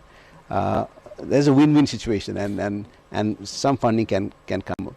And we also have CSR funding, where if there's a favorable policies from the government, industries can also support the R&D endeavors through the academic institutions.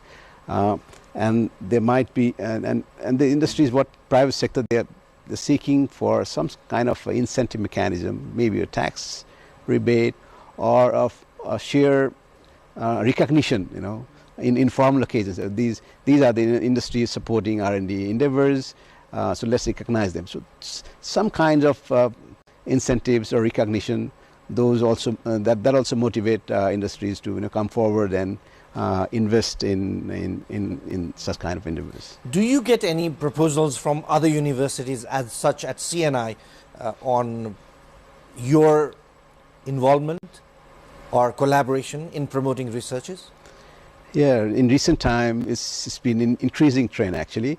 We've signed MOUs with various universities, including Kathmandu University, and some new universities are also coming up, and other technical faculties of the existing universities, they're also coming up saying that let's have close coordination, identifying the competency standards and probably drafting the curriculums, providing them on-the-job trainings or apprenticeship programs, so that and that's what we really want, to work very closely.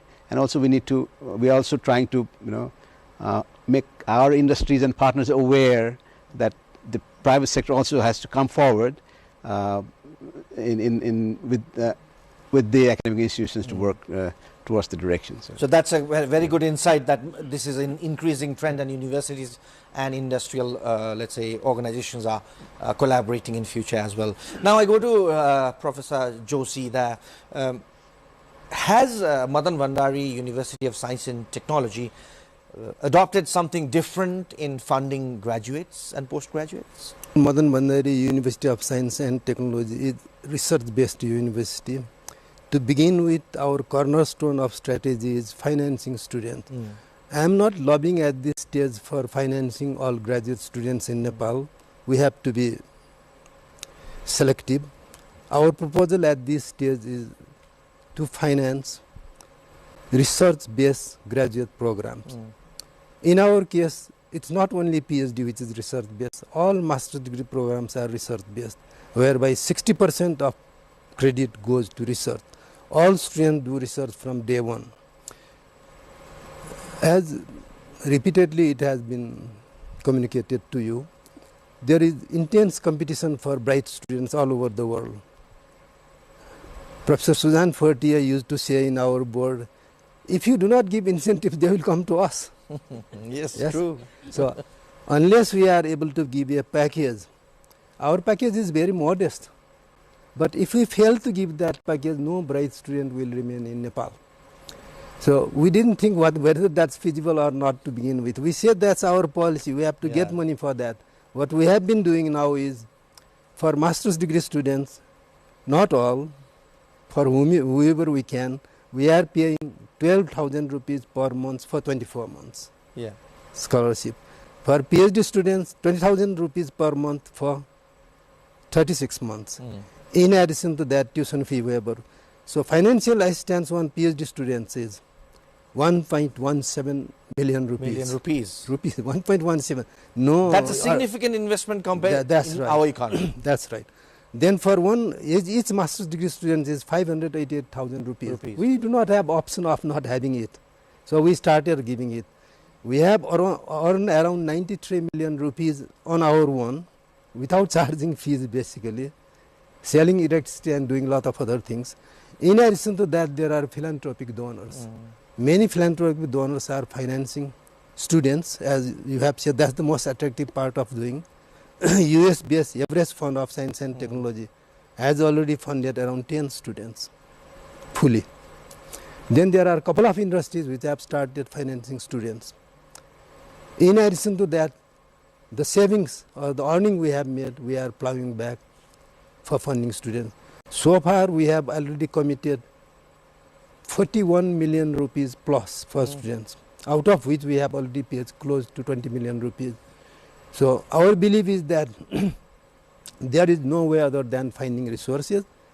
We have been very patient about finding resources, and more students, donors are coming financing. I think because the cause is noble. That demands a big round of applause, because the system that Mbust has adopted is attracting even philanthropists. So the cause is noble. I think we will find money. And I would like to advocate with this panel also, please fund Mbust. It is financing future of Nepal. Can you just shed light on the exact financing models that you have adopted to generate fund to accommodate all the costs that you have earlier said? Oh, yes. First of all, at this stage, all our financing for capital costs are coming from the government. When we started our university, we didn't know how much financing will come. We started with 5.6 million rupees of commitment. You know, that's tiny. We need hundreds of millions of dollars to build world-class university. But we thought that if we keep continuing, work hard, money will come. Don't try to get all money you need at the beginning. No one is going to commit without looking at the results. So far, money for capital costs are coming from the government. Very generous contribution. It's over 230 million rupees already for a new university. But we need much more.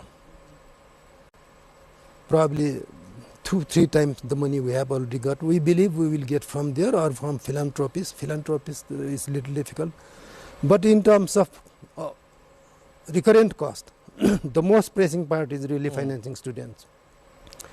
If we are to finance 200 postgraduate students, graduate students, meaning 50 PhD and 150 master's degree, which is a tiny enrollment of 200 per year, 60 million rupees per year. So we are on the way towards getting more and more funding. Apart from begging, we have to prove that we can contribute to economic development. If we fail to do that, our discourse would not matter. Nobody is going to hear us after a couple of years. Our aim is, with every graduate, we will produce something. We have 65 students, 3 recently graduated. If we came up with 62 products within next 2-3 years, I think it will start clicking. People will start to see value for money and people will start generating. Yes, there is role for philanthropists. There are good people. They have always been there. There will be, but you cannot eat philanthropy. You have to keep delivering. So our motto is deliver, work hard for innovation. Professor Joshi, how certain you are? You talked about the investment that you are putting on one particular student.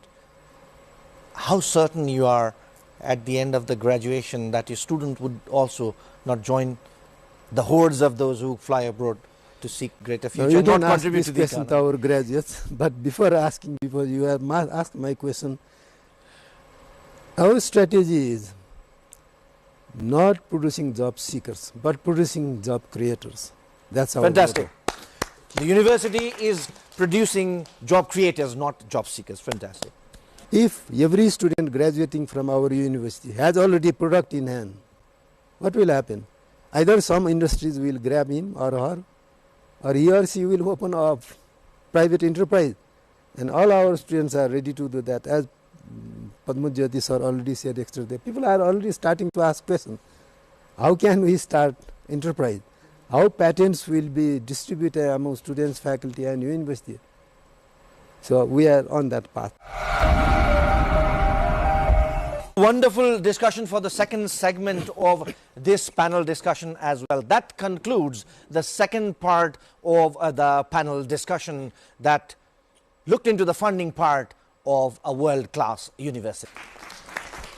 All right, in the last part of the first segment of the program, we'll be having questions from the audience. The audience itself is full of academicians, graduates and postgraduate students. I'm Regina Maske, professor, air pollution expert from the Tribhuvan University.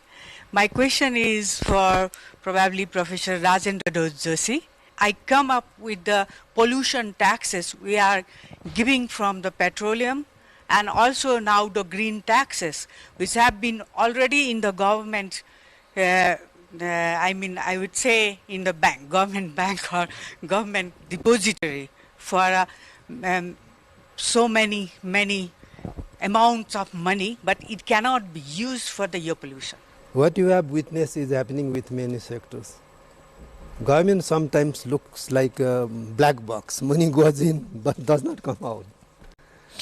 So it has happened not only with environmental tax, it is happening with CSR also. For example, there is a provision for tax deductibility for the CSR donations that make from their profit, which is set aside for CSR. But government not implementing that decision, meaning one act is being contradicted by another act, and at present corporate agencies do not have incentive for donating to universities. Now, how can we make this happen? Implementing government norms or acts through lobbying, nothing else. You have to start talking about it, starting loudly, making it clear. More and public have to accept this logic. Our voice may not have been convincing enough or loud enough. Talk louder, make evidence-based cases for giving out that money. I think that's the only way. I'm Suresh Tungel, semiconductor technologist. My question goes to Professor Salmi. Having heard you say different aspects of the world-class university, my question is, what do you prioritize in the context of Nepal, in the context of Yamburst, whether it's the funding, the quality, students, faculties, or innovation ecosystem, or the academia-industry partnership? What do you prioritize the most to be considered to make world-class university dream a success? If I were to pick one, assuming that the preconditions are in place that we talked about in the first part of this conversation, we have talented professors and students, we have resources, we have good governance, autonomy, and accountability.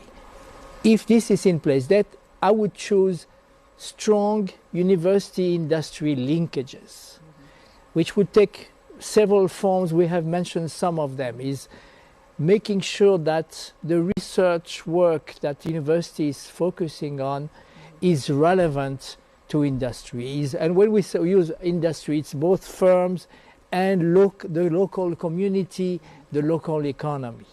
That the topic is not the theoretical, but it's really focused to problems that the country, that the industry face, and that you want to solve together. Thank you. Fantastic to all our panelists for answering the questions from the audience. This concludes the first part of the program, where we discussed about the feasibility and relevance of a world-class university in Nepal.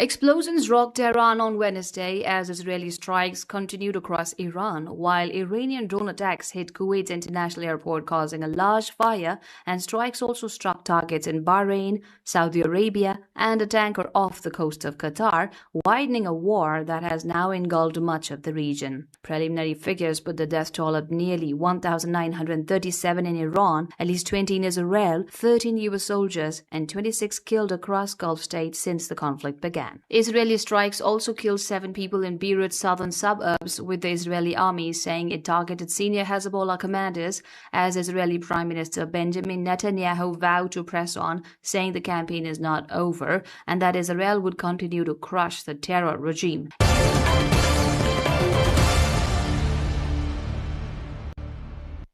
Yemen's Houthi group says it has carried out a third missile attack targeting Israel, describing it as a coordinated cooperation. Yemen's Houthi group says it has carried out a third missile attack targeting Israel, describing it as a coordinated cooperation with Iran and Hezbollah. The claim comes as the group deepens its involvement in the ongoing regional conflict, which has expanded beyond its initial front lines. وقد جاءت العملية بالاشتراك مع الإخوة المجاهدين في إيران وحزب الله في لبنان. Israeli authorities say such missiles have largely been intercepted, but the attacks signal growing regional coordination and the risk of further escalation.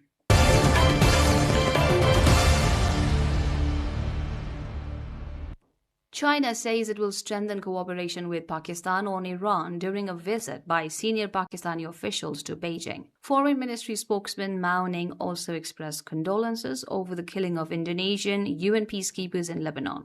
The move highlights Beijing and Islamabad's efforts to promote regional stability amid ongoing Middle East tensions. 中国和巴基斯坦是相互信任、相互支持的全天候战略合作伙伴。两国在重大国际地区问题上立场相近，沟通紧密。相信两国外长将就伊朗局势等共同关心的国际地区问题，加强战略沟通协调，共同发出和平正义之声，为劝和止战、维护地区和平稳定做出新的努力。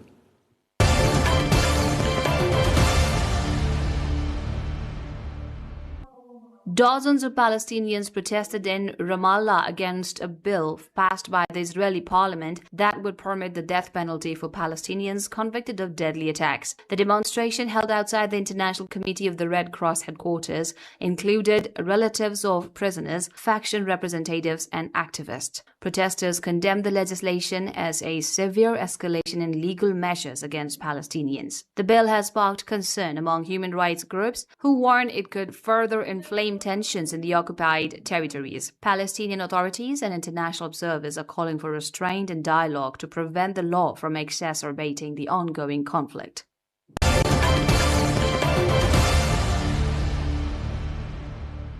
Heavy storms and torrential rains have killed at least 45 people across Pakistan and Afghanistan over the past several days, with northwestern Pakistan's Khyber Pakhtunkhwa province bearing the worst of the destruction. In Khyber Pakhtunkhwa alone, at least 18 people have been killed and 72 injured since March 25, with children accounting for 14 of the fatalities as roof and wall collapses tore through homes and buildings across multiple districts, Bannu among the hardest hit. In one particularly grim incident in Bannu, a wedding ceremony turned deadly when a veranda roof caved in as guests sought shelter from the rain, killing 2 and injuring 31. Across the border, Afghanistan reported 17 dead and 26 injured as floods, landslides, and thunderstorms struck multiple regions within a 24-hour period. Pakistan's meteorological department has warned of fresh storms, thunderstorms, and possible flash floods from April 1 to 4, a grim outlook for a country where heavy rainfall and flooding during the 2025 monsoon season alone killed over 1,000 people.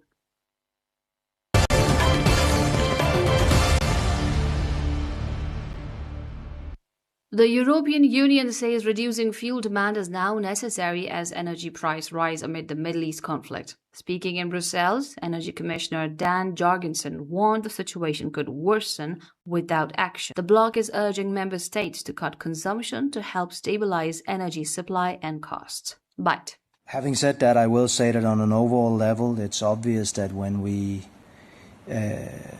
are in a situation that might worsen, where indeed demand reduction is necessary, I very much encourage member states to take that into consideration when applying different crisis measures.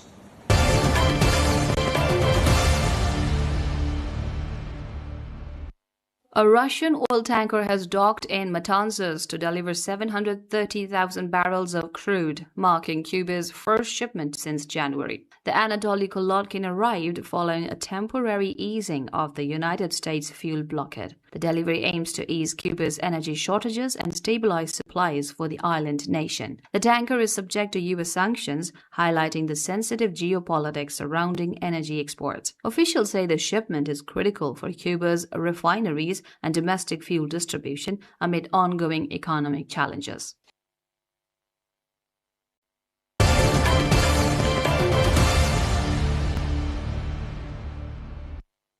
Thousands of demonstrators took to the streets of Paris on Tuesday as a coalition of France's major education unions called a nationwide strike over planned job cuts, class closures, and demands for higher pay. Around 30% of teachers across France walked off the job, with protests reported in several cities including Marseille, Lyon, Lille, and Clermont-Ferrand as marchers in Paris headed towards the Ministry of Education. At the heart of the dispute are plans to eliminate over 4,000 teaching positions for the 2026 school year, including nearly 1,900 in primary education, which unions have condemned as an austerity offensive against already under-resourced public schools. The government has justified the cuts by citing a dramatic demographic decline, pointing to a fall of over 100,000 pupils at the start of the 2025 academic year, an argument unions reject, saying fewer students should instead mean smaller class sizes. Tuesday's action is part of a wider week of mobilization running from March 30 to April 3 and follows a series of earlier regional protests, a pattern of labor unrest that France has seen repeatedly in recent years as successive governments have pursued austerity measures across the public sector.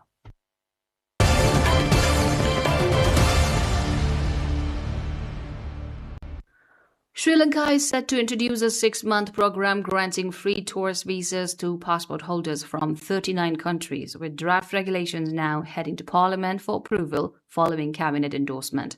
The move is being fast-tracked against the backdrop of slowing tourist arrivals. Between March 1 and 25, Sri Lanka welcomed around 152,000 visitors, down 22% compared to the same period last year, largely due to flight disruptions and rising travel costs linked to the ongoing Middle East war. Countries expected to benefit include major long-haul markets such as the United States, the United Kingdom, Germany, France, Australia, China, India, and several Gulf states, among others. While the government expects to forego around $66 million in annual visa revenue, officials are confident the gains from increased tourist spending on hotels, transport, and local services will outweigh the loss. Sri Lanka, which faced a severe economic and political crisis in 2022 that triggered mass protests and the ousting of a sitting president, has since been leaning heavily on tourism as a key pillar of its recovery.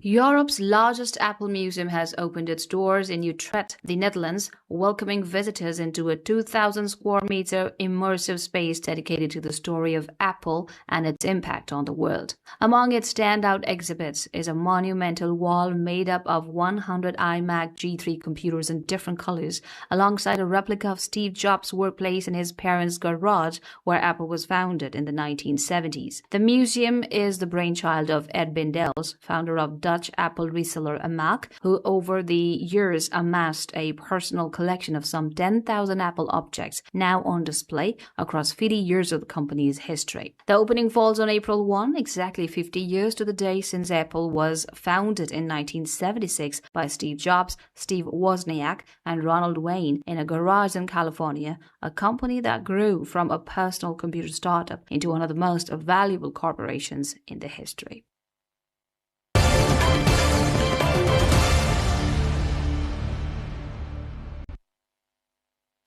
Hong Kong's iconic hero trees, known for their vivid spring blooms, are showing signs of disruption as climate patterns shift. Conservationists say the kapok trees are now flowering while still covered in leaves rather than on bare branches, as traditionally seen in Hong Kong. This change suggests seasonal cycles are becoming misaligned due to rising temperatures linked to climate change. Experts warn such ecological shifts could affect broader urban biodiversity and signal deeper environmental stress. The changing appearance of these trees highlights how even well-known natural markers of seasonal change are being altered by a warming climate.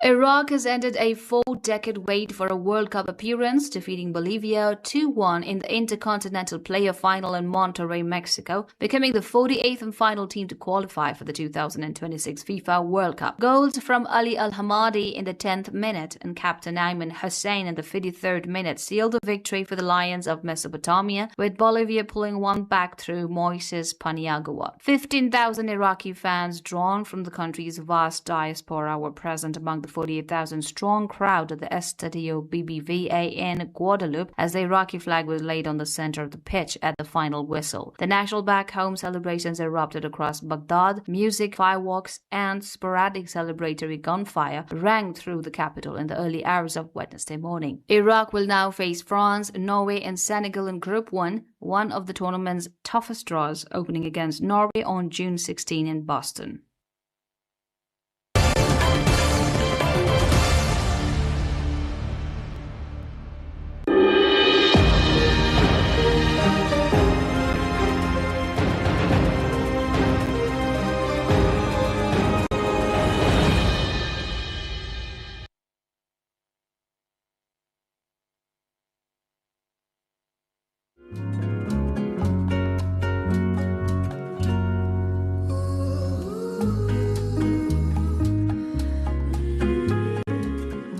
প্রমত্তা পদ্মার বুকে সগৌরবে দাঁড়িয়ে থাকা এক অহংকারের নাম পদ্মা সেতু।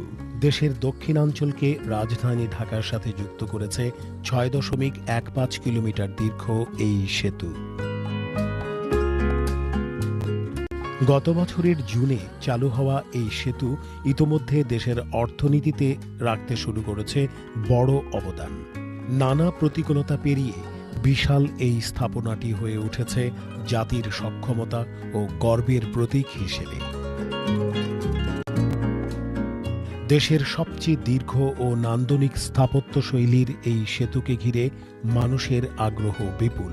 পদ্মা সেতু দেশের অর্থনীতিতে অবদান রাখার পাশাপাশি এই সেতুকে ঘিরে অত্র এলাকায় তৈরি হয়েছে ব্যাপক পর্যটন সম্ভাবনা। সেই সাথে নদীকেন্দ্রিক পর্যটনেরও বিরাট সম্ভাবনা দেখা দিয়েছে স্বপ্নের পদ্মা সেতুকে ঘিরে। পদ্মার মাওয়াঘাটে দীর্ঘদিন মাঝির কাজ করেছেন লিটন মিয়া। তিনি জানালেন, পদ্মা সেতু চালু হওয়ার পর থেকে দেশের বিভিন্ন প্রান্ত থেকে মানুষ আসছে পদ্মা পাড়ে। পদ্মা সেতু যখন ছিল না তখন আমাদের কোনো পর্যটক ছিল না। পদ্মা সেতু হওয়ার পর আমাদের পর্যটক বেড়ে গেছে, মানে অনেক প্রচুর পরিমাণ লোক আসে ঘুরে, আমাদের ইনকামের সোর্সও বাড়ছে আগের চেয়ে। এখন আমরা অনেক ভালো আছি। ইট পাথরের শহরে জীবন ছেড়ে একটু সতেজ নিঃশ্বাস নিতে নগরবাসীর সহজ পছন্দ এই পর্যটন স্থানটি।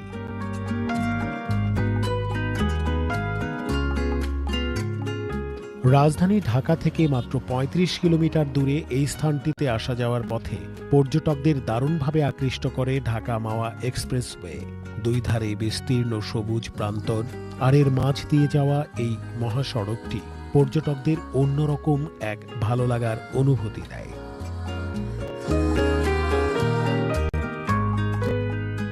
পর্যটকদের ক্রমবর্ধমান চাহিদা মেটাতে নানাবিধ সুবিধা চালু হয়েছে পদ্মা সেতুর দুই প্রান্তে।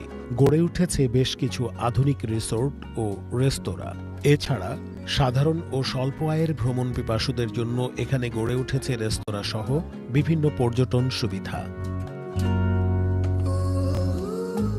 পদ্মা সেতু চালু হওয়ার পর থেকে পর্যটকদের জন্য বিভিন্ন সুযোগ সুবিধা বৃদ্ধি করেছে এখানকার পর্যটন সেবাদানকারীরা। এখানে পদ্মা সেতু ঘিরে পর্যটন সম্ভাবনার অপার সম্ভাবনা। পদ্মা সেতু চালু হওয়ার পর থেকে আমাদের মাওয়া রিসোর্টের গেস্টের আসা যাওয়াটা আরও বেড়েছে। এখানে আমরা আরও নতুন অনেক সুবিধা সংযোজন করেছি। আগে এখানে আমাদের শুধু রুম সার্ভিস এবং রেস্টুরেন্ট সার্ভিস ছিল, এখন আমরা এখানে আমাদের ভালো 5 star standard swimming pool add করেছি, ভালো মানের ভিলা কটেজ এগুলো আছে। এখানকার আগের চেয়ে মনে করেন যখন সেতু চালু হয়েছে, সেতু চালু হওয়ার পর আমাদের পর্যটক কেন্দ্র আরও লোক আসছে, ঘুরতে বেশি করে যায়। ঠিক আছে, আগে ট্রলার ছিল মনে করেন 30টা, এখন ট্রলার মনে করেন 50টা ট্রলার চলতেছে। প্রতিদিন মনে করেন 6টা 7টা করে টিপ পাই আমরা ট্রলারের। আর এখন মনে করেন ভালোই বহুত লোক যাচ্ছে আর কি। ওখানে দ্বীপচর আছে, চরে যা নামে ঘুরে মানুষ আনন্দ পায়, এই জন্য আরও বেশি মানুষ আসতেছে। সরকারি বেসরকারি ট্যুর অপারেটররা চালু করেছে পদ্মা কেন্দ্রিক নানা ধরনের ভ্রমণ প্যাকেজ। সেই সাথে স্থানীয় অধিবাসীরা পদ্মায় ভ্রমণ পিপাসুদের বিনোদনের কথা মাথায় রেখে নৌবিহারের আয়োজন করেছে। নৌকা ও ট্রলারে করে নৌবিহার কিংবা পদ্মা সেতুর নিচ দিয়ে নদী ভ্রমণ এখানে বেড়াতে আসা পর্যটকদের কাছে খুবই পছন্দের। এই জায়গায় আসলে মন ভালো হওয়ার মতো একটা জায়গা। এই জায়গায় সেতু দেখলাম, আশেপাশে মনোরম দৃশ্য দেখলাম, মোটামুটি খুব সুন্দর। পদ্মার নিচ থেকে ছবি তুলছি, তারপরে এখানে আসি টঙের দোকানে চা খাইলাম, ঝালমুড়ি খাইলাম, পরিবার মিলে রেস্তোরাঁয় খাবো পদ্মার ইলিশ দিয়ে। সবকিছু মিলাই যে অনুভূতিটা অনেক ভালো। এখানে এসে নৌকা দিয়ে ঘুরে চমৎকার কিছু মানে সময় উপভোগ করলাম, ভালো লেগেছে, বেশ উপভোগ করেছি সময়টা আমি। পদ্মা পাড়ে বেড়াতে আসা পর্যটকদের সবচেয়ে বড় আকর্ষণ পদ্মা নদীর রূপালী ইলিশের স্বাদ। পদ্মা পাড়ে বেড়াতে এসেছেন অথচ ইলিশ খাবেন না, এমন মানুষ পাওয়া সত্যি বিরল।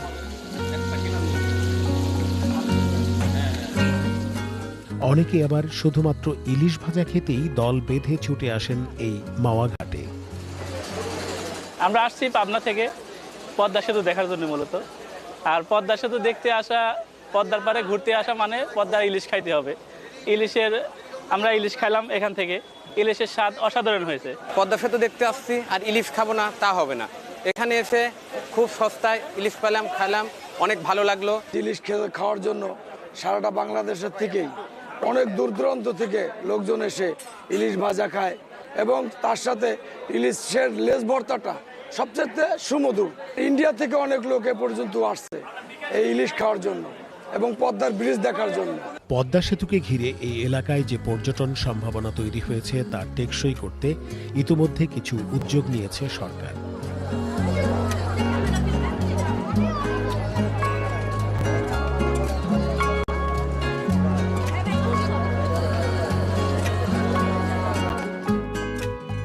পদ্মা সেতুকে ঘিরে 117 বর্গ কিলোমিটার এলাকাকে বন্যপ্রাণী অভয়ারণ্য ঘোষণা করা হয়েছে। 3টি সার্ভিস এরিয়া সহ আশেপাশে প্রায় 2.25 লাখ গাছ লাগানো হয়েছে, যা এই এলাকার পরিবেশ সংরক্ষণে গুরুত্বপূর্ণ ভূমিকা রাখবে। তবে এখন পর্যন্ত পদ্মা সেতু কেন্দ্রিক পর্যটকদের জন্য যে সুযোগ সুবিধা রয়েছে তা খুবই অপ্রতুল। তাই এটিকে আধুনিক ও আকর্ষণীয় পর্যটন স্পট হিসেবে গড়ে তুলতে হলে নতুন করে ঢেলে সাজাতে হবে পুরো এলাকাটিকে।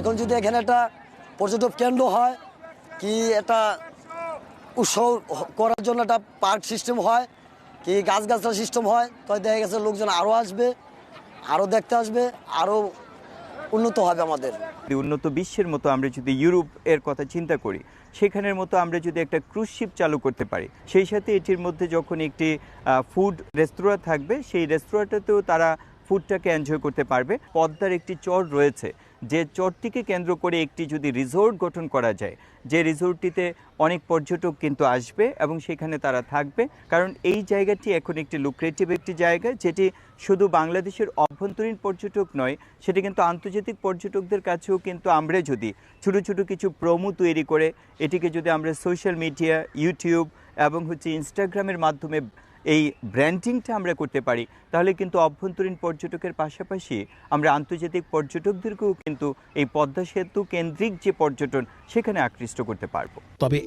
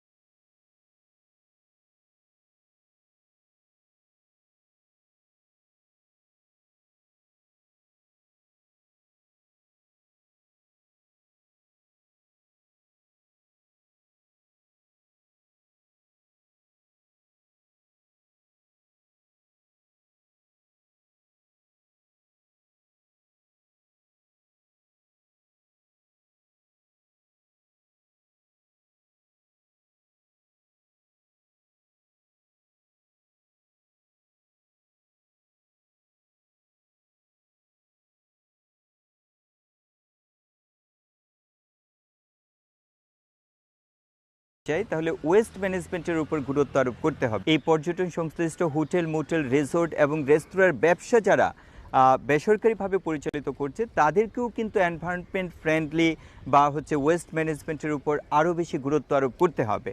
সেই সাথে স্থানীয় যে জনগোষ্ঠী রয়েছে তাদেরকে আমরা যদি এই পর্যটনের সাথে সম্পৃক্ত করতে পারি তাহলে একটা অ্যাওয়ারনেস কিন্তু তৈরি হবে অ্যামং দ্য সোসাইটি যে আমাদের এখানে পর্যটন কেন্দ্র গড়ে উঠবে, তবে এটি পরিবেশকে মেনটেন করে এটি সাস্টেনেবল হবে এবং ওয়েস্টটাকে প্রপারলি ম্যানেজ করতে হবে। অনেক শ্রম আর ত্যাগের বিনিময়ে অর্জিত পদ্মা সেতু বাঙালির অহংকার। এই সেতুকে ঘিরে পর্যটন সম্ভাবনাকে কাজে লাগাতে হলে সরকারের পাশাপাশি বেসরকারি উদ্যোক্তাদেরও এগিয়ে আসতে হবে। সকলের সমন্বিত প্রচেষ্টায় দেশের পর্যটন খাতে নতুন এক আদর্শ গন্তব্য হয়ে উঠতে পারে পদ্মা সেতু, যেখানে শুধুমাত্র দেশীয় পর্যটকই নয় বিদেশি পর্যটকরাও আসবে। আর এর মাধ্যমে এই অঞ্চল তথা দেশের আর্থসামাজিক অগ্রগতিতে নতুন দিগন্তের উন্মোচন ঘটবে।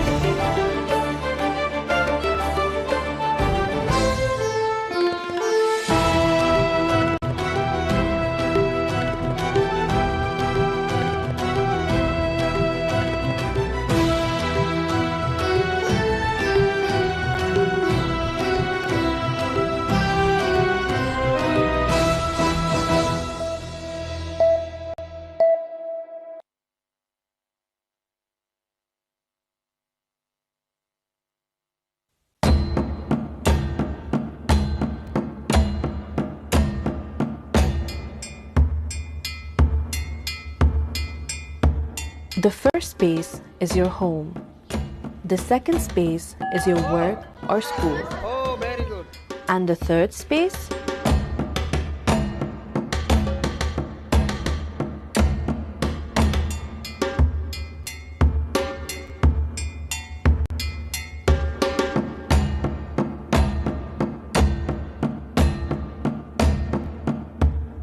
It is a place for your social life to actually unfold. Capital सिटीहरू चाहिँ मान्छेहरू चाहिँ आफ्नो लाइफमा आफ्नो डे टु डे लाइफमा यति धेरै बिजी भइसकेका हुन्छ कि उनीहरू एकदमै आइसोलेटेड भइसकेका हुन्छन् के सो यसबाट चाहिँ like to get over it अनि एक्सप्लोर गरेर आफूले आफूलाई फ्रेस गराउनको लागि हैन त्यसको लागि चाहिँ it's really essential. In many parts of the Western world, third spaces look like cafes, libraries, pubs, and so on. We have those too in Nepal, but historically we have always done it a little differently. म चाहिँ यो नजिकै बस्ने भएको भएर म यो ठाउँमा अक्सर आइरहन्छु हैन. मलाई यो पब्लिक प्लेसहरू सार्वजनिक ठाउँहरू एकदमै मन पर्छ मलाई चाहिँ. अनि अब काठमाडौँ आफै पनि साँघुरो छ हैन. हामीसँग थोरै मात्रै पब्लिक स्पेसहरू छ.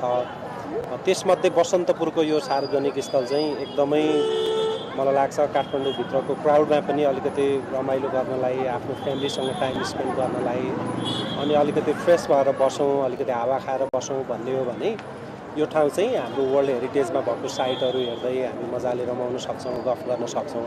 The term third space comes from sociologist Ray Oldenburg's 1989 book The Great Good Place. He described it as public space outside of your home or work where you can exist socially and build connections. But in Nepal, the idea of a third space has existed for centuries. नेपालको सन्दर्भमा हेर्यो भने पनि हामी 16औं शताब्दीमा मल्ल राजाहरूले चाहिँ यसलाई create गरेको पाउँछौं. तर त्यो भन्दा अगाडि पनि लिच्छवीकालीन हेर्यो भने पनि यो स्पेसहरू चाहिँ क्रिएसन गरेको देखिन्छ. किनभने काठमाडौँ दरबार स्क्वायरमा हेर्यो भने एउटा चाहिँ के छ भने स्पिरिचुअली पनि लिएको छ. त्यहाँ शिव पार्वती मन्दिरहरू छ भने हनुमान ढोका छ. त्यस्तै गरेर नसाल चोक छ दरबारको लागि. त्यस्तै गरिकन कुमारीको पनि त्यही छ. यो जम्मैले हामी के देख्छौँ भने यो थर्ड स्पेस चाहिँ हामी अहिले मात्रै होइन कि परम्परागतदेखि नै पाइन्छ।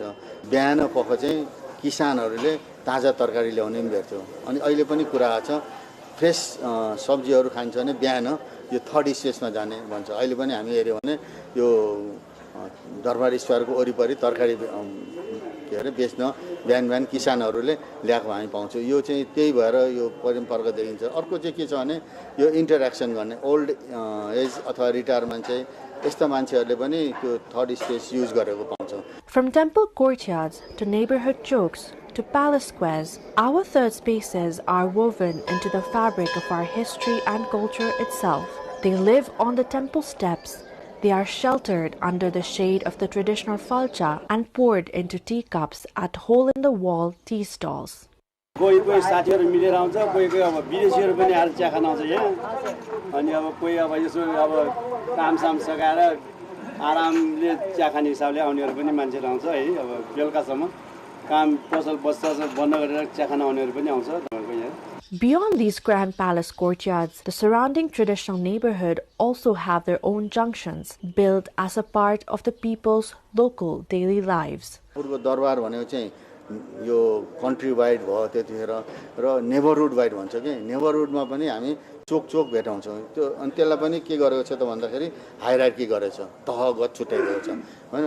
व्यक्तिगतलाई स्पेस पनि दिएको छ। जस्तो हामीले चाहिँ चारवटा दाजुभाइहरूको घर बनाएको छ नि एउटा कोर्टयार्ड बनाइदिने, अनि त्यहाँ एउटा मन्दिर बनाउने गणेशको अथवा बुद्धको के छ त्यो एउटा ल्यान्डमार्क बनाउने र आफ्नो बिहानको घाम ताप्ने ठाउँ मात्रै होइन कि अब बसेर कुरा गर्ने अनि कार्यक्रमहरू गर्ने कुनै कार्यक्रम त्यस्तो अनि अलिक त्योभन्दा वाइडर गऱ्यो भने अलिकता ठुलो कम्युनिटीमा जाने एउटा प्राइभेटबाट चाहिँ कम्युनिटीमा आयो अनि यो चाहिँ बस्नुपुर जस्तो चाहिँ अब कन्ट्री वाइज एउटा नेसनल लेभलको चाहिँ स्पेस हो त्यो अलिक ठुलो छ। The third space does not have to be something high-tech or carefully curated. It just needs to be accessible enough for people to visit, relax, and connect. Third spaces are where people come together, talk, and feel like a part of something bigger, communal. In the hustle and bustle of a city like Kathmandu, they offer what many of us crave: a connection, a pause, a sense of belonging.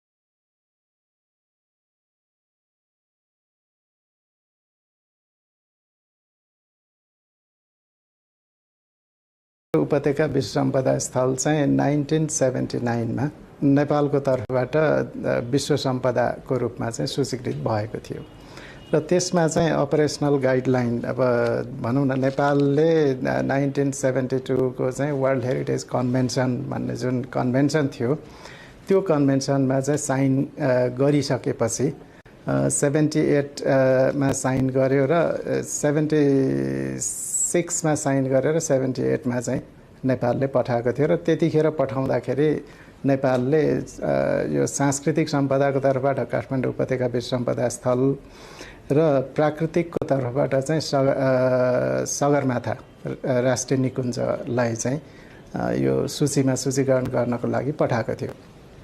त्यो मध्ये चाहिँ operational गाइडलाइनको अनुसार criteria 3, 4 र 6 जुन चाहिँ एकदमै असाध्य विश्वव्यापी महत्त्व भएको भनेर जुन आउटस्ट्यान्डिङ युनिभर्सल भ्याल्यू भनेर भन्छौँ हामीले यो 3वटा क्राइटेरियाको आधारमा नेपाल सरकारले तत्कालीन अवस्थामा चाङ्गु नारायण सहित बाँकी 6वटा सम्मिलित भएको समावेश भएको चाहिँ काठमाडौँ उपत्यका विश्व सम्पदा स्थल भनेर चाहिँ सूचीकरण को लागि प्रस्ताव गरेको थियो 78 मा र 79 को सेसनले चाहिँ वर्ल्ड हेरिटेज कमिटीको सेसन भनेको बैठक ले चाहिँ यसलाई सूचीकृत गर्ने चाहिँ निर्णय गरेको थियो। त्यसैले यो एज ए होल 7वटा 7 in 1 वर्ल्ड हेरिटेज प्रपर्टी भनेर भन्छौँ हामी। यो काठमाडौँ उपत्यका विश्व सम्पदा स्थल चाहिँ त्यसरी चाहिँ विश्व सम्पदा सूचीमा चाहिँ सूचीकरण भएको थियो।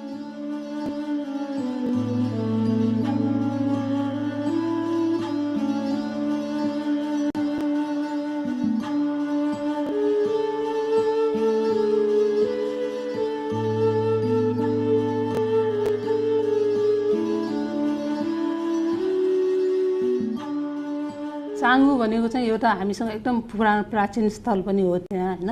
त्यहाँ चाहिँ धेरैवटा अभिलेखहरू छ, जम्मी त्यहाँको अभिलेखहरू सम्पूर्ण चाङ्गुसँग सम्बन्धित अभिलेखहरू, चाङ्गुमा भएका अभिलेखहरू, भण्डारभित्र भएका सबै अभिलेख हेर्ने हो भने करिब हामीसँग 360वटा अभिलेखहरू छ चाङ्गु एरियामा मात्रै, त्योसँग रिलेटेड अभिलेखहरू हैन। र त्यसमध्ये अहिलेसम्म प्राप्त सबभन्दा पुरानो अभिलेख भनेको मानदेवको 386 को अभिलेख हो हैन। त्यो भनेको राजा मानदेवले आफ्नो विजयपछि जब सामन्तहरू सबैलाई कब्जा गरिसकेपछि राखेको अभिलेख हो। यो अभिलेख चाहिँ एउटा स्तम्भमा छ त्यहाँ र त्यो अभिलेखमा चाहिँ लिच्छवी लिपिमा लेखिएको छ र संस्कृत भाषामा लेखिएको छ, एकदम प्योर संस्कृत भाषामा लेखिएको छ, राम्रो एकदम शुद्ध भाषामा लेखिएको छ। र त्यसमा चाहिँ उसले राजा मानदेवले जब पूर्व र पश्चिमको सामन्तहरूलाई दबाइसकेपछि उसले विजय स्तम्भको रूपमा त्यसलाई स्थापना गरेको हो। र यो अभिलेखलाई चाहिँ अहिलेसम्म हामीसँग धेरै विवरण, हामीसँग हुन त लिच्छवी कालका त्योभन्दा पुराना अभिलेखहरू पनि छन् हैन। र जस्तै दोस्रो शताब्दीको जय वर्माको सम्मत 160 को अभिलेख छ हामीसँग, अनि त्यसपछि 381 को अभिलेखहरू पनि छन्, तर त्यसमा चाहिँ विवरण एकदम छोटो छोटोमा छ। तर यो अभिलेख भनेको सम्पूर्ण विवरण लिच्छवी वंशको, जस्तै मानदेवले आफ्नो वंश समेत 3 पुस्ता समेत उल्लेख गरेर लेखेको र आफ्नो आमाको समेत नाम उल्लेख गरेर राखेको अभिलेख भएकोले त्यो बेलाको सिनेरीहरू, त्यो बेलाको इतिहास, धर्म, संस्कृतिहरू धेरै भएको अभिलेखमा भएको हुनाले यो अभिलेख चाहिँ विशेष महत्त्वपूर्ण छ। नेपालकै सन्दर्भमा पनि यो अभिलेख चाहिँ विशेष महत्त्वपूर्ण छ।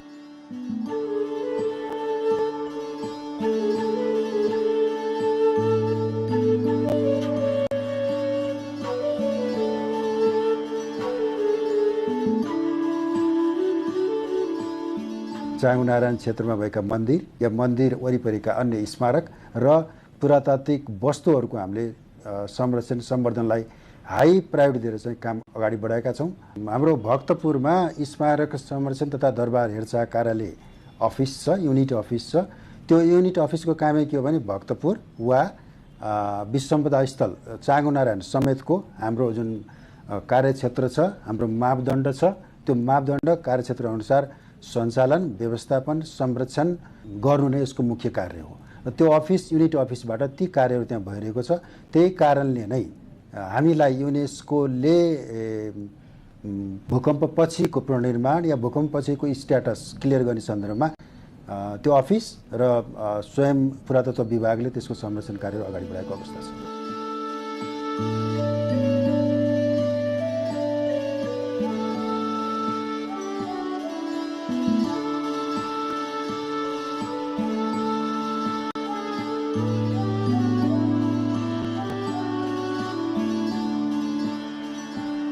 मानदेवले राखेको गरुड स्तम्भ पछि गएर कालान्तरमा विभिन्न कारणले त्यो भाँच्यो।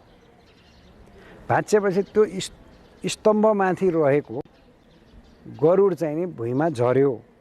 जुन तपाईँले गरुड देख्नुहुन्छ चाँगु नारायणको ठ्याक्कै मन्दिर अगाडि हात जोडेर बसेको मानव आकार छ अनि पछाडि प्वाख बनाइया छ हैन। त्यसले पखेटाहरूले त्यो गरुड चाहिँ नि सम्भवतया मानदेवले नै चढाएको भन्ने मानिन्छ। त्यो कलामा डेफिनेटली हामीले के मथुरा शैलीको देख्छौँ। त्यो गरुडको जुङ्गा पनि बनाएको देख्नुहुन्छ, माथि एउटा सानो डोरीले बाँधेर क्लिपहरू लगाएको एउटा मुकुटको जस्तै किसिमका त्यो देखिन्छ। सम्भवतया त्यो मानदेवकै प्रतिमूर्तिको रूपमा त्यही उसको पर्सनालिटी अनुसार उसको जीवडाल अनुसार गरुड बनाइएको हो भन्ने एक थरीको भनाइ छ।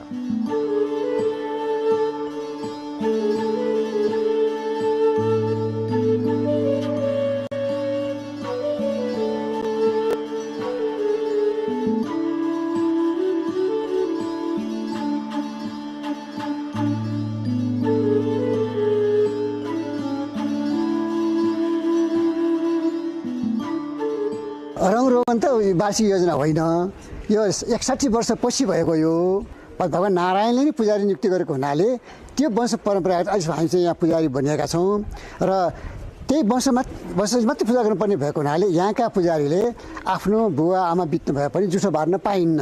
यहाँ अविच्छिन्न रूपमा चाहिँ पूजा चलाउनुपर्छ। त्यो चलन अहिलेसम्म चलिआएको छ। मन्दिर 4:30-5 बजे खोलिसकेका हुन्छ। भडेलहरूले नित्य पूजाको लागि यहाँ छुट्टै एउटा धारा छ, जसको नारायण हिटी भन्छौँ हामी। त्यहाँबाट चोख पानी ल्याएर त्यो चोख पानी ल्याएर पनि एउटा कठिन छ। चोख पानी ल्याएर कोही बिसाएर थाप्न नहुने होइन, अनि कसैले छुनु नहुने, नाङ्गो खुट्टा यहाँसम्म हिँडेर आउनुपर्ने। अनि यहाँ ल्याएर मन्दिर खोलिसकेपछि अनि चोख पानी भित्राएर त्यहाँ पूजा सामान तयार भइसकेपछि करिब 8-9 बजेतिर प्रायः भगवान्को पूजा हुन्छ। पूजा षोडशोपचारले हुन्छ। त्यो पूजा पश्चात चाहिँ हामीले खिर नैवेद्य पनि चलाउनु पर्ने हुन्छ। पहिला मन्दिर बन्द हुन्थ्यो, अब त बन्द हुन छोड्यो। अहिले त प्रायः दिनभरि खोल्छ र साँझ चाहिँ नित्य आरती पनि हुन्छ र यो पूजा आरती गर्दा यो बाजा बजाउने चलन पनि छ।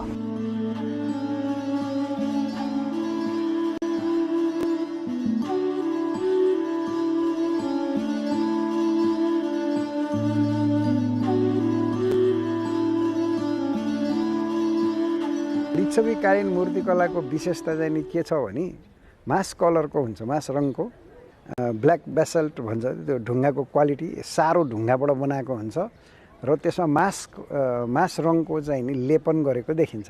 त्यसपछि मूर्ति बनाइन्थ्यो, किनभने मूर्तिको त्यो खुट्टाको हातको कापा भित्र पनि त्यो पलिसिङ गरेको देखिन्छ। त्यो सम्भवतः पहिला ढुङ्गामा नगरिकन त्यसरी त भित्रभित्र गर्न त गाह्रो हुन्छ पलिसिङ गर्न। त्यसकारण उनीहरूले घोटेर ढुङ्गालाई चाहिँ नि पहिला बनाएपछि अनि त्यसपछि त्यो ढुङ्गालाई घोटेर तयार पारेपछि अनि उनीहरूले मूर्ति कुद्या हुनुपर्छ। स्ट्रङ्गेस्ट टेक्नोलोजी उनीहरूले युज गरेको देखिन्छ।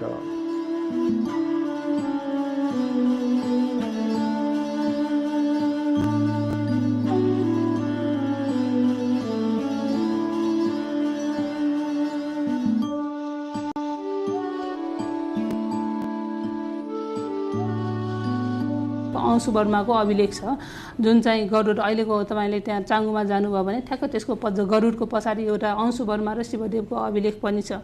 त्यो अभिलेख पनि लिच्छवीकालको सामाजिक व्यवस्था अर्थव्यवस्थाहरू बुझ्नको लागि चाहिँ महत्त्वपूर्ण अभिलेख हो। र अर्को महत्त्वपूर्ण अभिलेख भनेको गरुडको पाटपीठमा जुन हाम्रो लिच्छवीकालको चाङ्गु नारायणको पाटपीठमा रहेको जुन अभिलेख छ नि, त्यसमा चाहिँ त्यो चाङ्गु नारायणको जुन मूर्ति स्थापना गरेको त्यसको जीर्णोद्धार गरेको सम्बन्धी चाहिँ त्यो अभिलेखमा चाहिँ उल्लेख छ। अभिलेखहरू अध्ययन गर्ने, तिनीहरूको विश्लेषण गर्ने, तिनीहरूको लिप्यान्तर गर्ने, प्रतिलिपि उतार गर्ने, तिनीहरूको सङ्कलन गर्ने कामहरू अभिलेखालयले गर्छ। र जस अनुसार हामीले त्यहाँको अभिलेखहरू लिप्यान्तर गरेर अथवा उतार गरेर ल्याएर तिनीहरूको प्रतिलिपि चाहिँ यहाँ सुरक्षित गरिसकेको छ। पुरै लिप्यान्तर गरेर भाषान्तर गरेर पब्लिस पनि भइसकेको छ त्यो जुन चाङ्गुको अभिलेख छ।